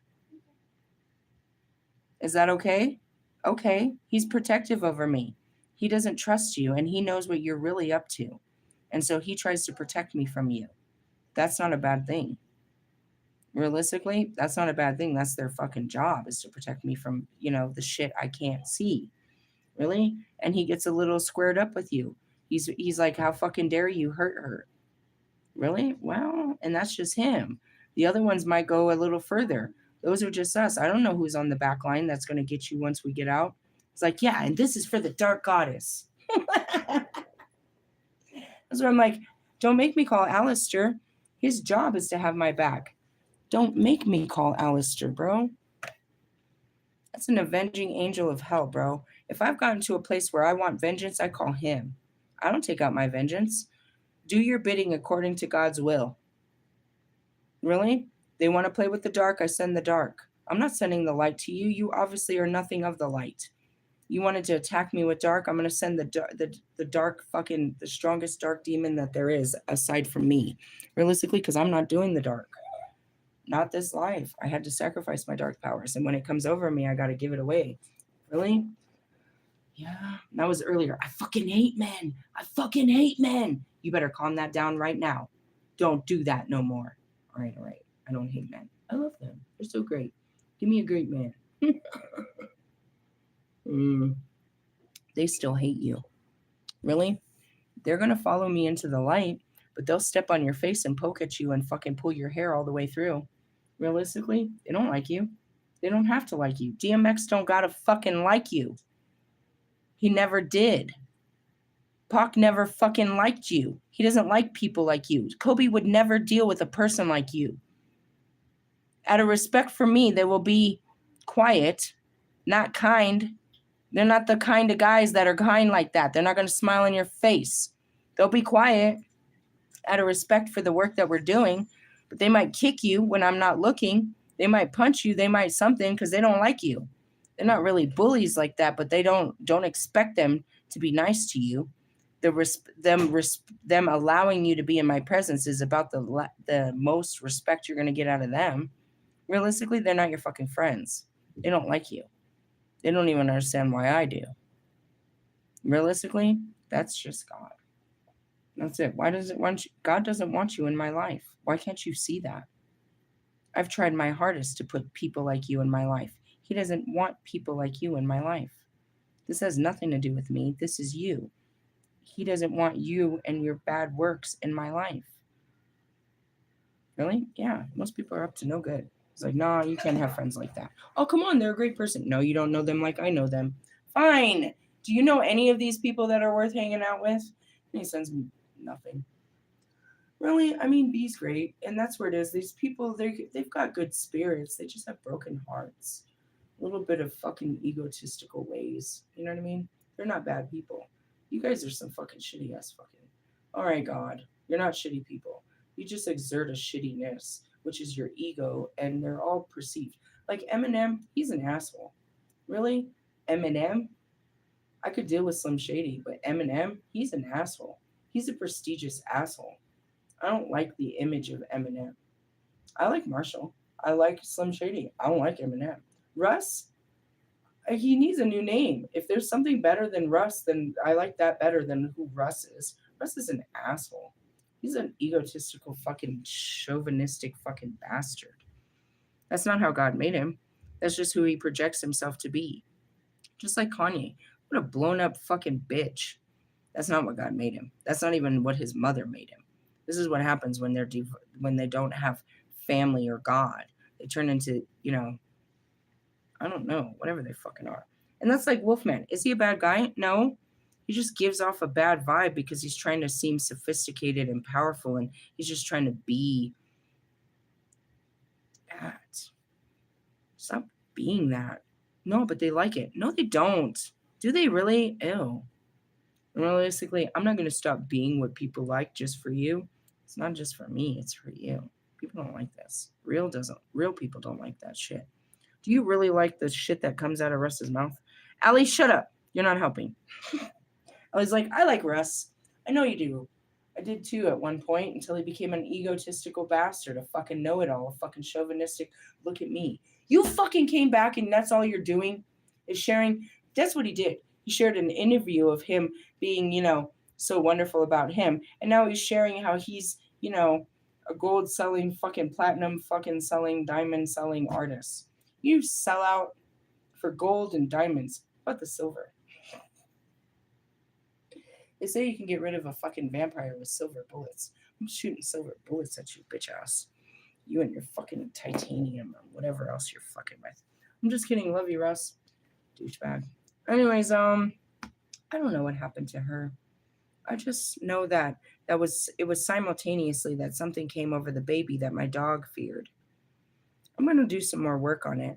I guess maybe she wasn't under a magical attack, but I felt like the dog sensed something from the baby. What is this? As Demeter called on Hecate to reveal Persephone's fate and overcome the trials of the underworld, I call on her to name you and overcome all your power. As Hecate slew the giants Sithlis, what are we talking about? And the twin firebrands, I don't know, it's some kind of prayer at the end of the book. Oh, it's an exorcism of the twin torches. Oh, maybe we shouldn't be doing exorcisms. What do we do it in? In the name of Hecate? Who was that? Me. Who's Persephone? Me. As noted in Chapter 5 on exorcism, I decided to deliver a short example of an exorcism script dedicated to Hecate. This is just an example and will need to be repeated multiple times or expanded upon by the exorcist. There are several key features common to exorcist scripts that I wish to bring to your attention. And that's what it is. You don't have to worry about malevolence if there, and that's what I told that guy. I was like, if there was a dark spirit on you, naturally it would draw you to me because I'm the dark goddess. But realistically, it's like if you, and that's what they said, Santa Muerte is you can't just give up your devotion to the dark. They'll come for you. Really? It's kind of like you sold your soul, is what they say. I don't know. You just need to pray to Christ, I think. He can get you out of anything. Let's see. Links to historical and mythological events. Catholic exorcism recalls acts of saints or events from the gospel, then relate them to the problem at hand. Exorcising a spirit. In the text, I draw upon Hecate's role in overthrowing the Titans, her leading Demeter through the underworld, her slaying the Gigantus, and her role in the Chaldean oracle, and tell the spirit why they are reason to obey. So what are they saying? He's not using the power of Christ.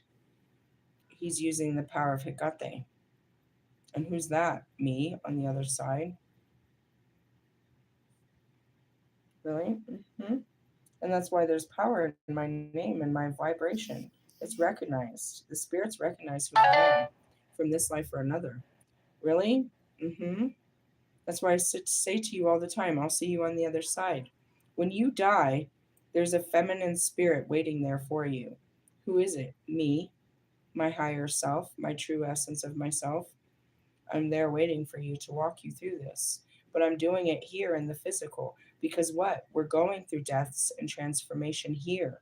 I walk you through it there, but I walk you through it here. Same as Azrael, same as Anubis, same as all of them. Just a guide to the shit. So again, going back to it, I didn't understand how I had access to all the spirits, but they knew me. They're like, you don't know me right now. You don't recognize me. You will when you get older. You'll remember who I am.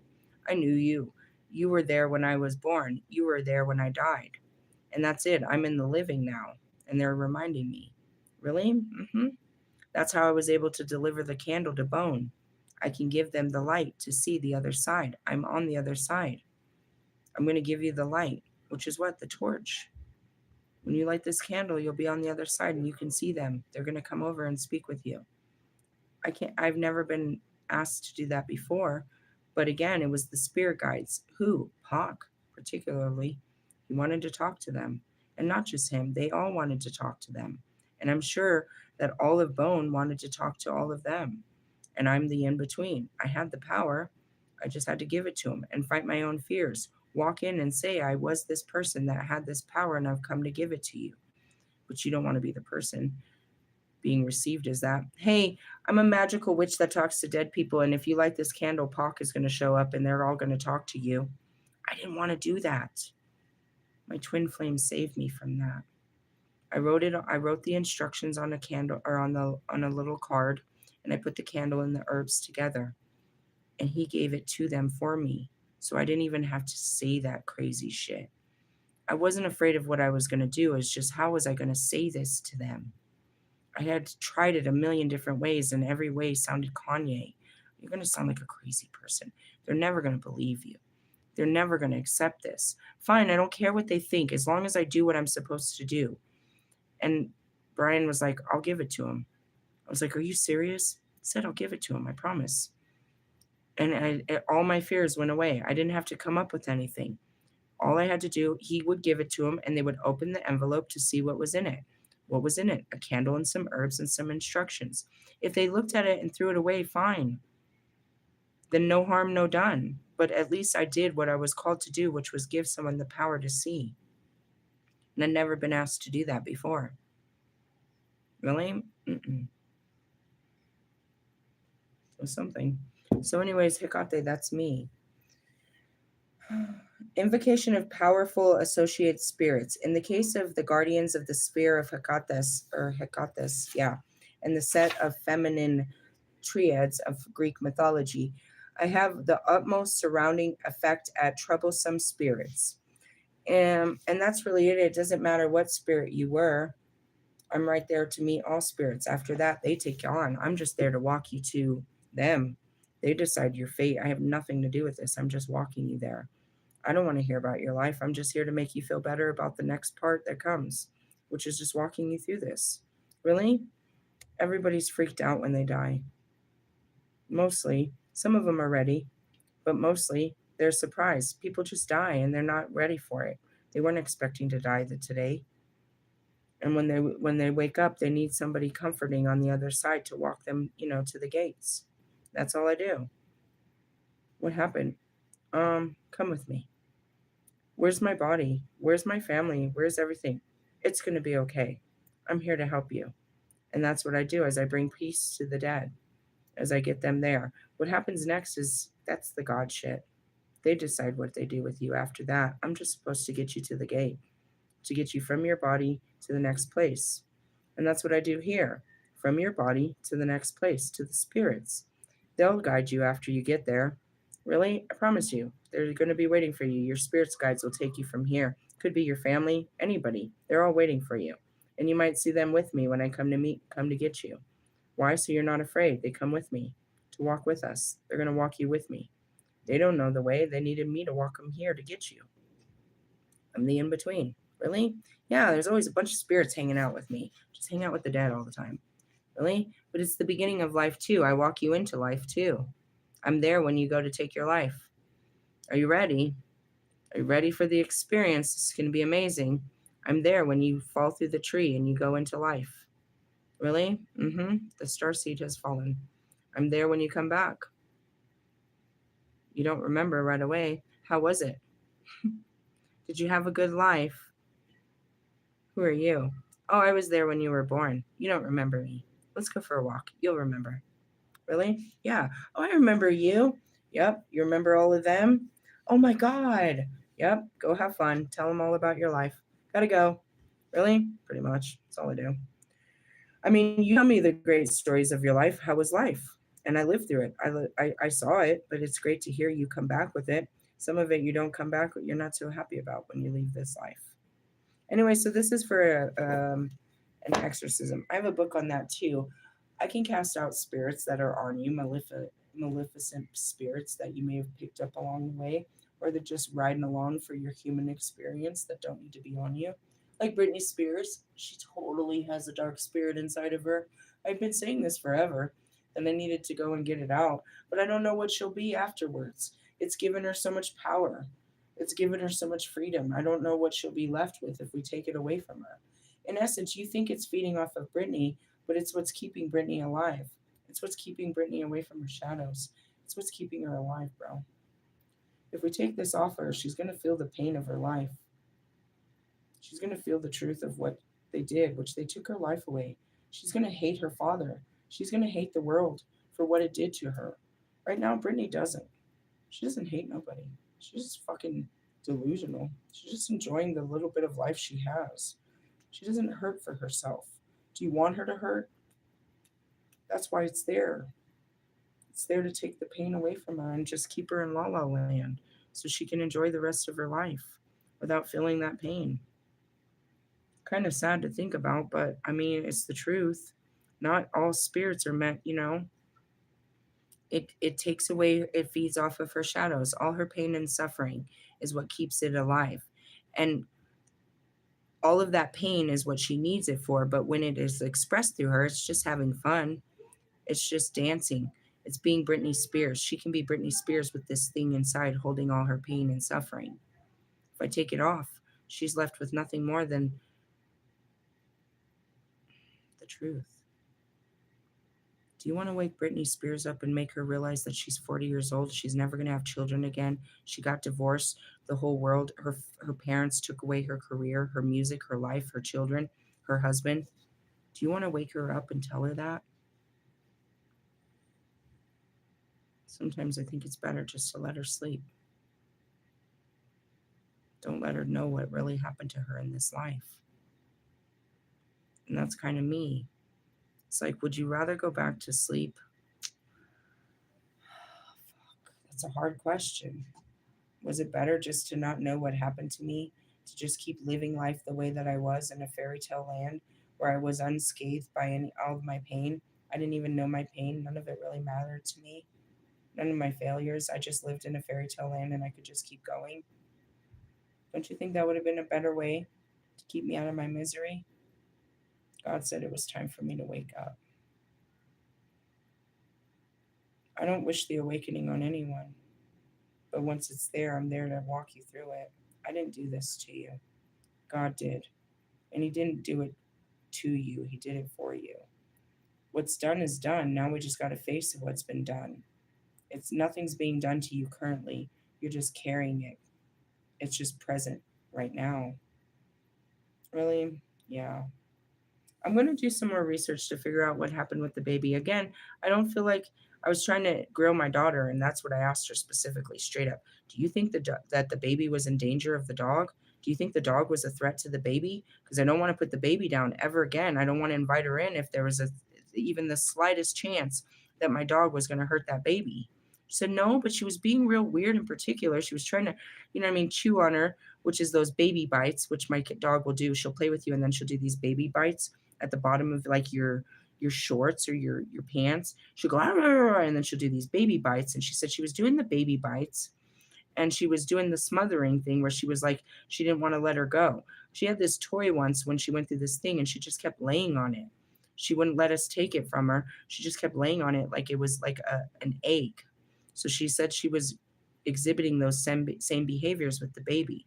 And that's all I cared about. But I couldn't help but notice, and that's where I learned that I look for is patterns. While I'm dealing with her mom, something weird is happening with the baby. And so I want to understand this more. And that could just be really cool, soul ties. But dogs are, and that's what I was sensing is like, especially emotional support or support animals, they're trained to know when you're going to go into a seizure or when something's going to happen. And they start acting weird to signify the owner or at least people around the owner that something's wrong. So Milia said that the dog started signifying something was up with the baby. She put the baby down on the bed and the dog started aggressively sniffing her and like making noises and like doing the little baby bites to her and trying to acknowledge that something's wrong with the baby. It could have just been the baby picking up with something was wrong with mom and the dog recognized it. But I couldn't help but notice it and I started to wonder if this was magical because I've never seen something like this. Really? No, and I didn't actually see what happened with the baby, but I listened. My daughter was good at describing it and I asked her. Something to think about. And that's really what they'll say is even an adopted child, you could be separated at birth, but you're still connected. And this goes back to, I said this about Kim Kardashian, her having those babies, grown in other wombs. They have an energetic cord to that woman more than you. They were grown in her womb, birthed through her body, fed by her thoughts, her heart, her emotions. They are only physically wearing your skin, but it was her body that gestated them, that created them. So you have a third energy inside of your children, which is not you. And for God's sakes, let's hope that this woman that you chose of a wonderful woman is what's going to clear out yours and Kanye's cursed genes. By natural, they're going to look like you because of the egg and the seed. But it goes back to nature, which is that, and nurture. Because they already had the egg and the seed of you and Kanye, there's the nature of what this child will look at. but it was nurtured in the womb of another woman with her thoughts, her feelings, her outside world, the food she ate. Your kids could like food that you would never touch because that's what she ate. They eat what their mother ate. Kim Kardashian thinks she's the mother because she gave the egg. What makes a father a father? The sperm. But you guys put that egg and that sperm in a different body. So now you have a third energy inside of those children. Really? I make jokes calling their children test tubes, but realistically, you're mixing forces here. Even a dog, I hate to say this, but a dog can get pregnant by multiple dogs. And not all of the pack will look like it. Only one puppy or two puppies will be from each father of the dog. Realistically, you mixed energies. You mixed a lot. How much do you know about this woman who's you're raising? Those children are connected to that woman energetically since before birth when you put the egg in her body. And that goes back to their scary movies about, organ transplants. That organ that came from that body has memory, and you're putting those memories into your body now. Really? Well, I mean, we'd rather have a working kidney from someone else than no kidney at all. But keep in mind, now you have foreign energy in you. And that's the same as sex. It's in you. How long does it take to get out of you? I don't know. How long does it take to get someone's energy out of you? And that goes back to women that let men come in them. That's literally their life force. And women that come on a man's dick, that's literally their life force is on you. Yeah, you can wash it off, the nature of it, but not the experience. And that's what lays in your memories and in your feelings. It's long gone off of your body, and that's wounds. I've been beaten a million times. I don't feel it. It's the mental and the emotional wound that's still there. The physical, mends. I'm just looking at it. It was a new part of psychology that I hadn't seen, but in essence, I didn't see exactly what had happened, but it did. I watched her go through what I know is an alchemical transmutation, and I believe it set off in her daughter to where my dog was concerned about the energy this child was giving off. It came out of nowhere. It wasn't the child's energy. I think that's what my dog noticed right away. This isn't this baby that was sitting with me. This baby is filled with a foreign energy that's not hers. It's probably what she picked up on. She said it started smelling her diaper and it went from there. But again, this baby, it's been here for, it came in multiple times and I sat on the floor too and it's never done that. Really? No, she just walks away. She doesn't care. The baby follows her and that's it. But she said the dog came to the baby and started sniffing it and started, becoming very protective and wouldn't let her take the baby away from her. Really? Is there something wrong with your dog? No. That's what I mean. Amelia said she started getting flushed with heat, and while I was outside, I watched the same thing happen to the mother. It was very strange. But at the same time, it gave me a chance to bring up these magical attacks and teach you how to banish them. And that's what it means is people can keep sending you hatred, and it's going to affect you until it doesn't. Really? They're going to keep calling you fat until you finally don't feel fat. But as the longer they call you fat, the more it's going to hurt you until it doesn't hurt you. That's what hurts you until you start repairing yourself and not believing that you're fat or not caring that you are bigger than other girls. And that's bullying shit.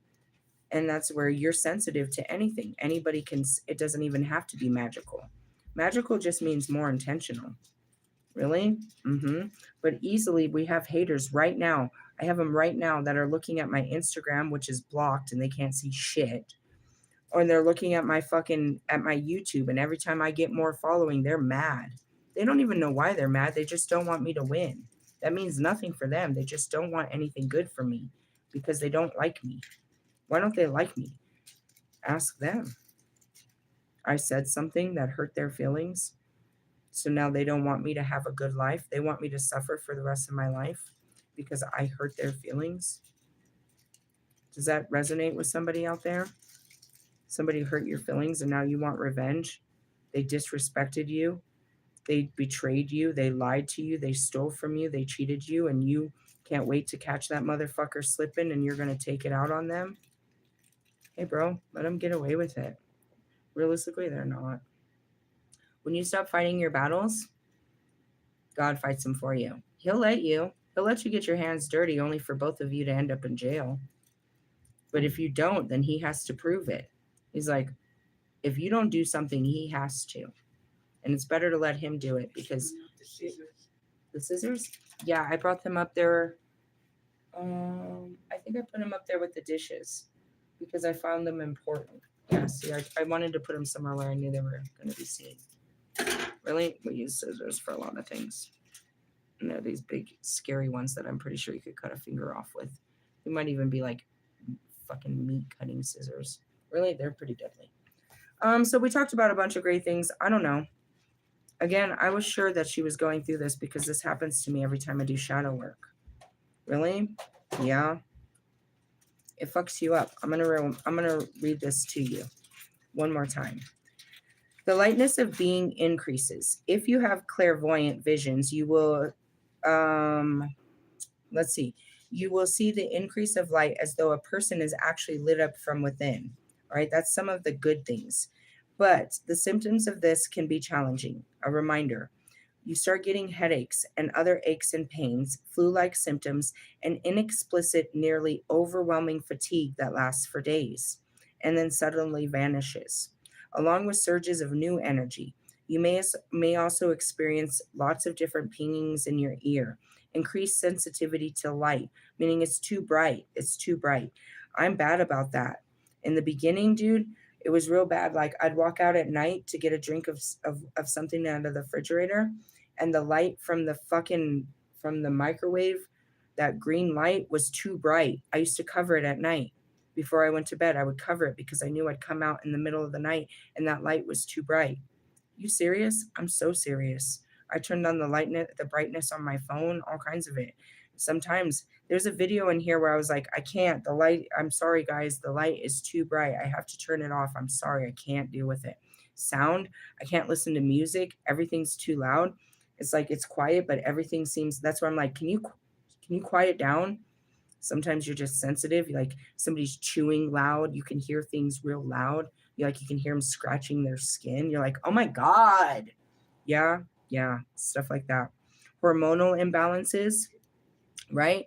Hormonal really realistically means like your hormones all over. You're going from sad to mad to, you know what I mean, to happy to all of that. Those are hormonals. Hot flashes, I watched. You start feeling real hot all of a sudden. You want to take your shirt off. You're getting excessive heat. Excessive sexual energy is not something that I've experienced because, again, that's my trauma is sexual trauma. So I don't get a lot of this energy. But I guess that probably happens to people where they start getting real turned on. Mental obsessions, where you start obsessing about your situation or other situations where you can't get your mind off of shit. Mood swings, where you're like literally going from one to the other. Aggression and unintentional harsh reactions to people. You're really touchy. What is this? These are after effects of doing shadow work. After facing a lot of shit, you don't feel so good. Your mind can wrap itself around it a lot faster. Like that's where she is. She was coming to that place where you're right, girl, and I deserve better. Your mind is starting to wrap yourself around it, but your body, it's going to take your body at least a week to get through what you just went through mentally and emotionally. And they can knock you down for days or weeks. Shadow work. It's like all I did was fight a thought, but in fighting that, it fucked my whole body up because that thought, the fears of that thought and my experiences were stored in all parts of my body. And when I let it out, my body ached. You get sick, you get knocked down. I don't know. What are you looking at? That's hers. Hold on to it and don't say your name out loud. Yeah, it's her card. She was probably looking for it. She looks white. Okay, I don't know what to tell you. It's bad lighting. Jesus. She found her ID. I better call her and tell her her ID's down here. Really? I don't know why. She never loses anything. But anyways, going back to that, if you've been experiencing any of the above and wonder if these or other unusual symptoms could be a direct result of increased spiritual energy affecting your body, then the answer is very likely yes. You're encouraged to source whatever professional health support you need to take care of your body. And that's what she said. She's like, how can you pull out a fucking page and know exactly what it is? Because these things were happening to me and I was looking for answers myself. I didn't know what was happening to me, and I kept looking for answers to find out what was. It wasn't something that I ever read in my Bible. I went to doctors. It wasn't something explainable. I wasn't going to run to the ER every time I didn't feel well, when something would just hit me and I didn't know where it came from. I started to learn the difference between, you know what I mean, light and mad and dark. There's dark attacks that affect you quite differently. A light attack or shadow work is just your heart working through hard feelings. A dark attack is you're just all of a sudden overcome with darkness. Really? No, you get walked into shadow work. You see the truth of this and why you have to face it. Dark attacks, it comes out of fucking nowhere and you're in a dark pit of hopelessness and you want to die. It comes with suicidal thoughts. It comes with all kinds of terrible feelings. And that's why I try to teach people. Don't you fucking accuse me of some fucking spell shit. I don't do that. And I do threaten. I'll put your fucking name in a candle and we'll watch the devils eat you up. Realistically, I won't do nothing, but I'll ask for justice on your wrongdoings. Really? No. I don't get mad. I get hurt. And that's what I'm trying to teach people. Don't get mad, bro. Just deal with the hurt. Just deal with the hurt. Because the mad is going to have an outcome for both of us. You know, you hurting, if you just deal with it, then nobody gets hurt. If you can just deal with this, nobody gets hurt. But if you get angry, bro, you're going to hurt everybody, including yourself. And I know that from being angry my whole life. Right, Marshall? We were just hurt. And we hurt a lot of people just being angry about the things that happened in our life. And that's more damaging. It really is. Really, people can forgive you for hurting them because you were hurt. But they can't really forgive you for hurting them because you were mad. That's not really acceptable reason to hurt people just because you're mad. Just because you have an attitude doesn't give you the right to hurt people. But when you turn around and say, I'm sorry, I was hurting and just lashing out, it's a little bit more forgivable. It is, because everybody knows how you can get hurt and lash out. But not everybody gets so mad that they hurt people. They don't understand that. Not everybody turns into that. Really? Yeah. So, we'll call this, I don't know. What the fuck do we call this? What the fuck was that? Holy Spirit? I don't know. I'm going to have to find a meme to go with that too. Realistically, God's got one for it. I'm not sure. Again, I don't know, but I was curious to find out because I'd never seen something like that. No, I've never. I seen what I seen. I know what I was looking at. I was watching her go through an alchemical transmutation, but for her to hit it started to make me question if what I know was happening, or if something else dark was happening. I don't think so. Realistically, I don't think she was under a magical attack after rereading all of my stuff and being reminded of what magical attacks are. I read that whole book and I've been through my own. But, I was trying to figure it out. I guess it's the process of elimination. Well, let's see what it wasn't. Let's see what it could be, but what it wasn't. And I guess ultimately what we're learning just ultimately right there was the cord connection that, people have. Sympathy pains, stuff like that. You can feel when something's not right. And I think her baby set off a huge radar. Whatever was going off on her baby picked up on, and so did my dog. Really? I'm positive. I just didn't know what it was because it went off in the baby and my dog. Really? Maybe I've been, you know what I mean? Again, when somebody's sitting next to you and all of a sudden they go off, and especially a support animal, it's going to notice something like that. And especially something innocent like a little baby, all of a sudden it's giving off these weird vibes. Something's wrong with the baby. And that's what she was doing. The dog was noticing something was wrong with the baby, but nothing was wrong with the baby. But the baby was, giving off this energy when something was wrong with mom. Something to look at. and consider. You know what I mean? Your kids, they can sense you going through a hard time, even if you're trying to hide it from them. She's a baby. And whatever happened to be, she picked up on. And my dog picked up on it too. Really? We go back to that. Babies and animals can sense energy, bro. Really? Mm-hmm. You know? So there's a teaching there. I don't know what we're going to teach on this. I don't know how to word this, but that's what that is. After that, I'm feeling really hungry. I really want to eat my peanut butter and jelly and go to bed. I did not fucking finish anything else but shadow work today. Tomorrow I have all kinds of appointments, so I don't know how much moving I'm going to get done tomorrow. God who gives us strength. It's a thirsty Thursday. We'll be filled with something. Really? Good shit. Hey, I love you guys. I'll catch you guys tomorrow. Well, I don't know what to label this, but at least I taught you how to reverse magic, some of the things, magical effects and stuff like that. And also a reminder, I don't do that. But I may have been the cause of it in the beginning. Really? Yeah. For many lifetimes I am the teacher of magic. I taught them to defend themselves, not to harm others, but I guess in the defense we're always going to hurt, someone's going to get hurt by this. Perhaps. That's not what I meant. That's what I use my magic. If you ask me, what do I do? Banishment, healing, fucking cleansing. That's all I do around here. Really? That's all I do. Manifestations. That's all I do. I was thinking about it today as I was doing that burn to keep ISIS away, or ice. I'm like, what are they going to do when I'm gone? I can only protect them for so long. I'm almost gone out of here. It's not just me, but spiritually, I'm putting up a spiritual fucking wall to protect these people. But when I'm gone, I can't, I don't know. You know what I mean? And that's what I said to them. It's like, whether they catch you today or tomorrow, they're coming to find you, dude. They're just waiting to catch them. Their fate is sealed, bro. They're just waiting to the day that they rip them out of our country. And who's to say they're having a good time here? They're just afraid of what the next step is. Who knows what that is? But it is going back to nothing. But they came here to nothing. They just assumed we had something better for them. And we treated them like garbage. And now we're trying to throw them out back in the streets of the fucking country they were trying to run from. That's terrible, right? I feel bad for them. I feel bad for them. I mean, again, you can have the whole country fighting. They were never supposed to be here. They weren't even legally supposed to be here. What about the people that have been trying to legally come into our country for years? What about them? I get it. I get it, bro. Whatever. Fight the fight. But the truth is they're being hunted.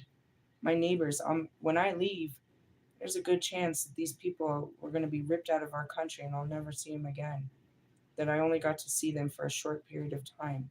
That I only got to visit with my ancestors, my bloodline, my Venezuelan fucking bloodline on an accident.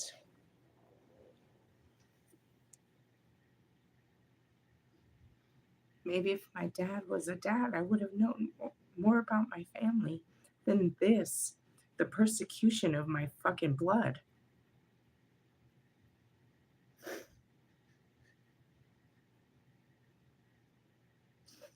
I I can't see why they're such bad people. I know they're kind of messy. They're loud. They like to show a lot of skin. I can't see them as bad people, though. Call me biased because my birth certificate says Venezuelan. It's hard to see them treated like this, knowing that in another life, if my dad didn't get naturalization, didn't get his papers, I could have been them.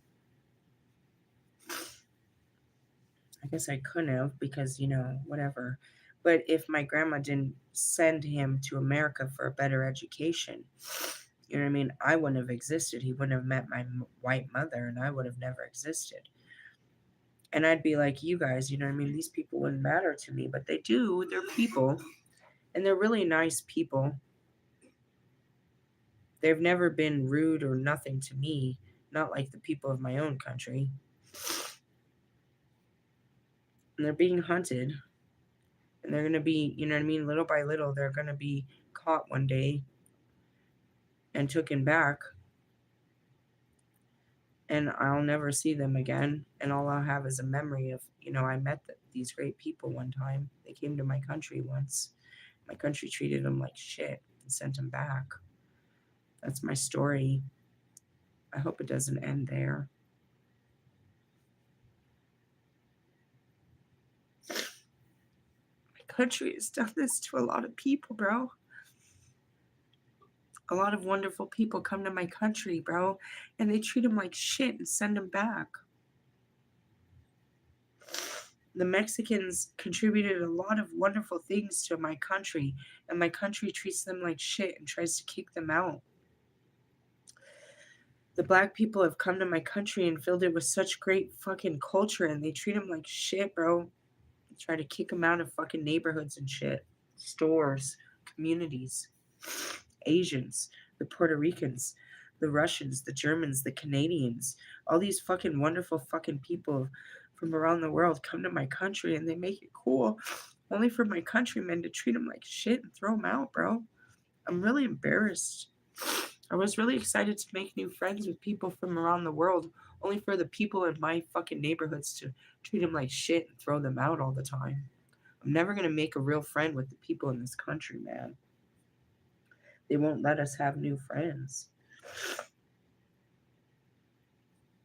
The Jewish, the Chinese.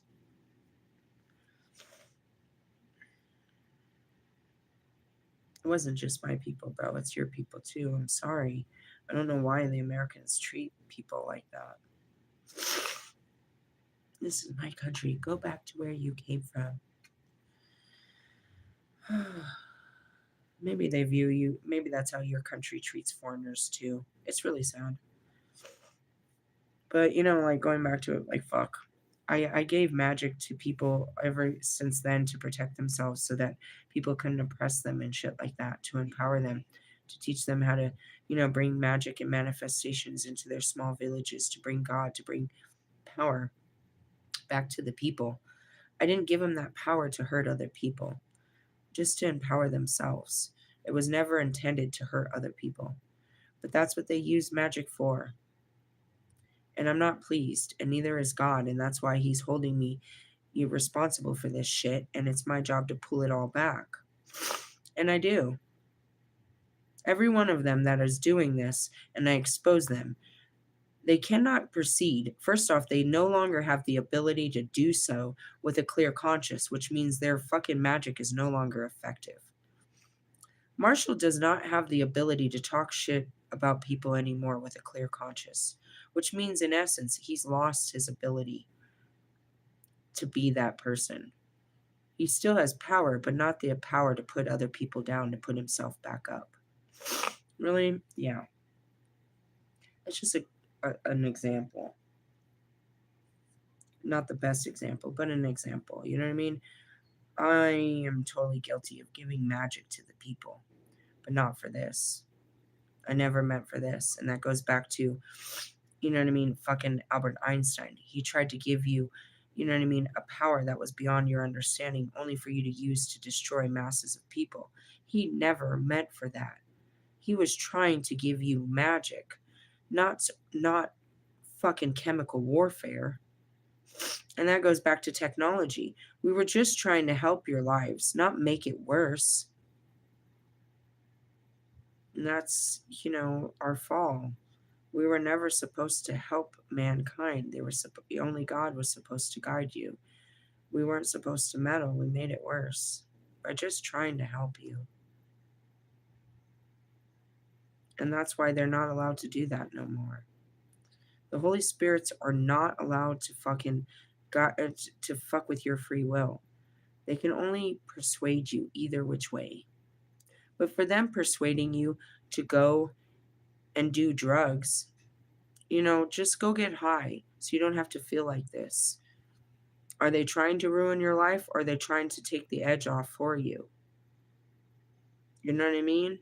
When they tell you to go, to go fucking fight that person, to go take out your anger, are they trying to ruin your life, or are they trying to empower you? They don't understand fully consequence. They're trying to, do what they believe is right.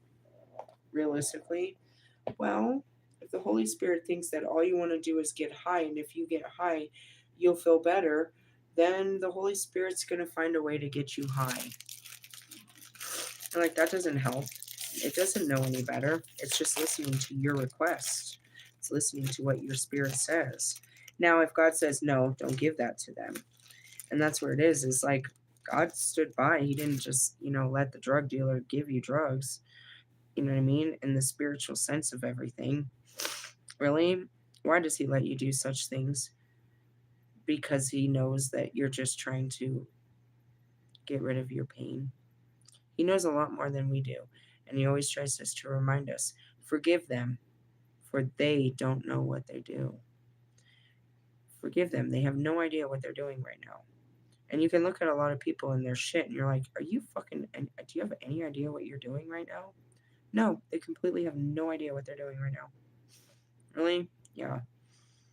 So we covered a lot of areas, and I'm going to cover this fucking sandwich and go to bed. Really? Yeah. I don't know if there's messages. I don't think I opened them. I think I left them closed. Yeah, I did.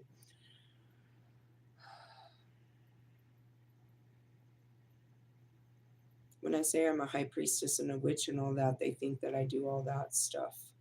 They don't understand that I serve God with such powers. And a lot of people come to me and ask for me to do cleansings, but I teach them how to cleanse themselves and what to do to keep themselves clear. But even then, you can be fine and just cross over. You can pass a maleficent energy. You can cross a dark energy that overcomes you. And that's what I said, these school shooters and shit, they're prime suspects for it. They've already been in a dark energy. All they need is the right dark energy to push them over the edge. It's the same dark energy that causes, suicides, mass suicides and shit like that. Realistically, if we can get rid of the dark suicide, the voices aren't even there to be heard. It's actually an inner voice. There's nothing inside of you telling you to kill yourself, but you. It's your own voice telling you that nobody loves you, telling you that you're not important. There's things that people can manipulate on the outside to make that voice louder. Really? Yeah. And that's where spiritual attacks come from. They're trying to tear you down, make you feel less of. And as she was feeling, that was her solar plexus, which is her sun. We pulled all that.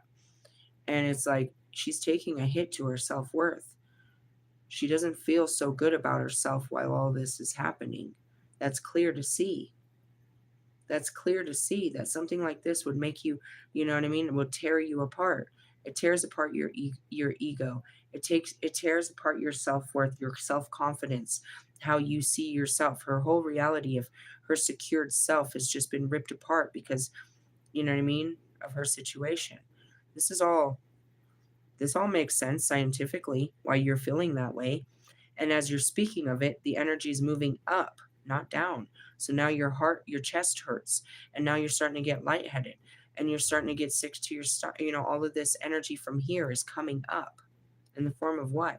Well, she didn't say that she was going to throw up. And then 2 nights ago, the same thing happened to me. I started to get ill and I had to go to sleep right away. My son said he started feeling dizzy.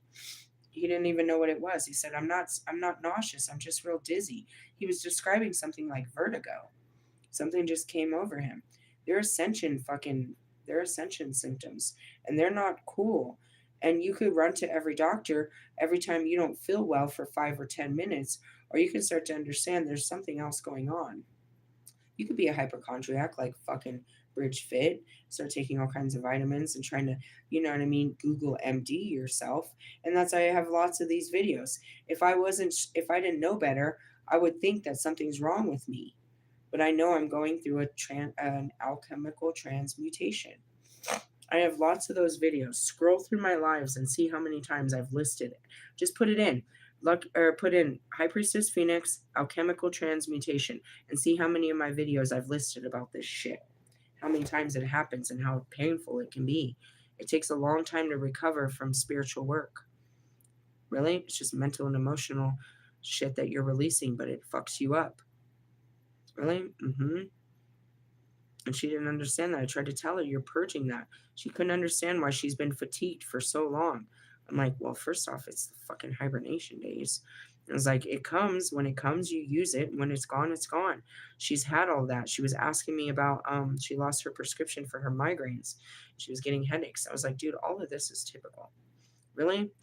As you heal more, the symptoms start to relax. Like I used to always have migraines. I haven't had them for quite some time until Metatron touched my temple, and that was light, just like they described. He put light into my body, and it fucked up my body. When I entered into the light realm, I thought I was having an epileptic seizure. I thought I was going to die. When this first happened, I thought I was having a heart attack. It was called a panic attack, but I thought I was having a heart attack. I thought I was dying a lot of times. Realistically, everything that was going on with I thought I had some kind of cancer. I have been to a million fucking OBGYNs to see what was wrong with my internal self. They could never tell me what was going on. Why? Because it's internal. It's not really external. It's not your physical. It's your mental, your emotional. Really? Yeah. I'm going to go now. 2 hours? Yeah, it's a movie. I love you guys. Good luck. Laters. Bye bye.